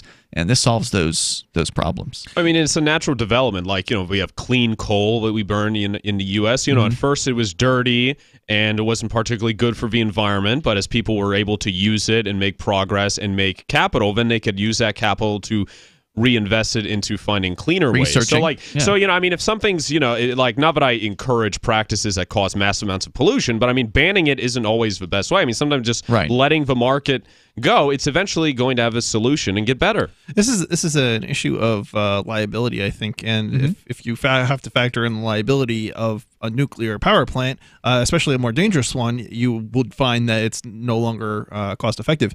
Now the question is, but you said they waive liability for them. The government waives liability, so they don't have to deal with the costs, basically. Right. And nor the if they pollute the environment, they don't have to they don't have to pay to clean it up. But I think the same thing would apply whether it's a you're drilling for oil or you're drilling or you're doing nuclear. You're going to take more steps, more precautions if you have that full liability to deal with if in the event of a tragedy. And you also have the issue of insurance. No insurance company is going to insure you if you're not doing things in a way that reduces the insurance company's liability. Right. So I think there are solutions to these problems, and it's not necessarily that we need to ban any of them. It's just we need to let the free market operate. the free market deal with the problem and hold people liable for their actions, including corporations. Exactly. So you want to bring up whatever you want, please do. The toll-free number is 855-450-FREE. He's David in New Mexico. You're on Free Talk Live. Hello, David. Yeah, since you're talking about my cousin, Ernest Orlando Lawrence, who? Manhattan Project. Oh, okay. You jogged some memories. You just mentioned the Manhattan Project. My cousin, I would argue, was the single most influential person in the Manhattan Project because he's the one that recommended to General Groves that General Groves hire his friend and colleague, Oppenheimer, to run the Manhattan Project. Huh. And then Lawrence himself went over to Oak Ridge and refined nuclear material. And I see that Oak Ridge is doing some studies on thorium that you mentioned. And since we were short on time and you mentioned that, I thought I would bring that up. And, excellent. There's all kinds of, if you Google, well, here's a picture right there. If you Google Ernest Orlando Lawrence and any other keyword, and Oppenheimer, for instance, and then look at the images associated, there's all these guys, Oppenheimer, Seaborg, Teller, who else? There's one more I'll guy take your word for it. Hey, thanks for the call tonight, David. I appreciate it. So what else did we need to know, Chris, about this terrorist bill in the EU that is apparently going to result in these policing agencies targeting the Internet Archive and likely a bunch of other websites? I mean, this is basically something that just can't even work. But let me here's what the Internet Archive had to say.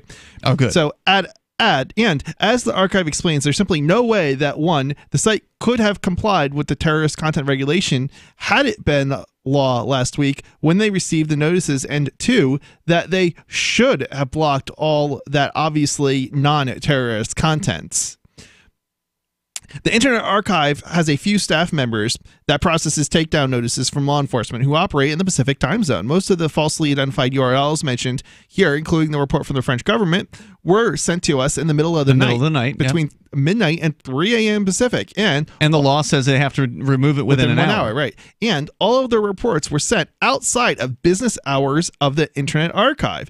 The 1 hour requirement essentially means that we would have to take reported URLs down automatically and do our best to review them after the fact. Meaning, basically, you would just have to, everything would just have to be taken down on the whim of a police or law enforcement. It's terrifying. And it could mean millions or an entire site, even effectively, based on what they're saying here. How come they don't just say, "Screw you, Europe. We're not based there. They're in San Francisco." It's a good question, and I don't think I don't know if they have any operations in Europe, and they might, and that's the problem. If they have any kind of connection to Europe, whether it's bank accounts or people or employees or anything, remote workers, you could end up finding yourself, them having access to basically your bank account, and at that point, it's like game over. Even if you ignore it, and I'd tell them to go pound sand and close down any kind of European offices. I think they should. I think more people should, and I actually wish more websites would ban Europeans effectively, just like many of them already do, especially news sites, because of the ridiculous laws they've got there now. All right. Hey, don't forget to check out more of Chris on his show. It's Freedom Decrypted. It's a tech show with a liberty slant. Yes. Over at freedomdecrypted.com. Vincent, you've got your own show, Questioning Authority. It'll come up tomorrow night at 10 p.m. Eastern on LRN.FM, shirefreemedia.com. That's your website. Stick around if you're on Twitch or DLive. We got more coming up on the internet only. The Free State Project has reached its goal of 20,000 liberty lovers who've pledged to move to New Hampshire and get active to achieve liberty in our lifetime. Perhaps you're trying to figure out what part of New Hampshire should be your destination. If so, consider Keene. You'll find more than 150 reasons to move to Keene at move.freekeene.com. Keene is famous for its historic, publicity-generating activism, as well as being the liberty media capital of the world. It's home to freekeene.com, New Hampshire's destination for liberty activism, news, and opinion. For years, we've been compiling over 150 reasons to move to Keene at move.freekeene.com, where you'll learn about some of what's happening here and what makes Keene a great place to live. If you love liberty, you'll probably enjoy anywhere you end up in the Shire. But do your due diligence first. Please visit move.freekeene.com for the full list of over 150 reasons to move to Keene. That's move.freekeene.com. Are you a cryptocurrency advocate? The Crypto Tip is the ideal outreach tool to help new people discover cryptocurrency. It's a printable business card-sized tip that you can give to service providers, preferably in addition to a good cash tip. When the server scans the QR code, it'll bring up an explanation of cryptocurrency, how to install a wallet, and allow them to claim the tip. If they don't claim the crypto, you get your tip refunded to you after a time period you specify. Plus, if they do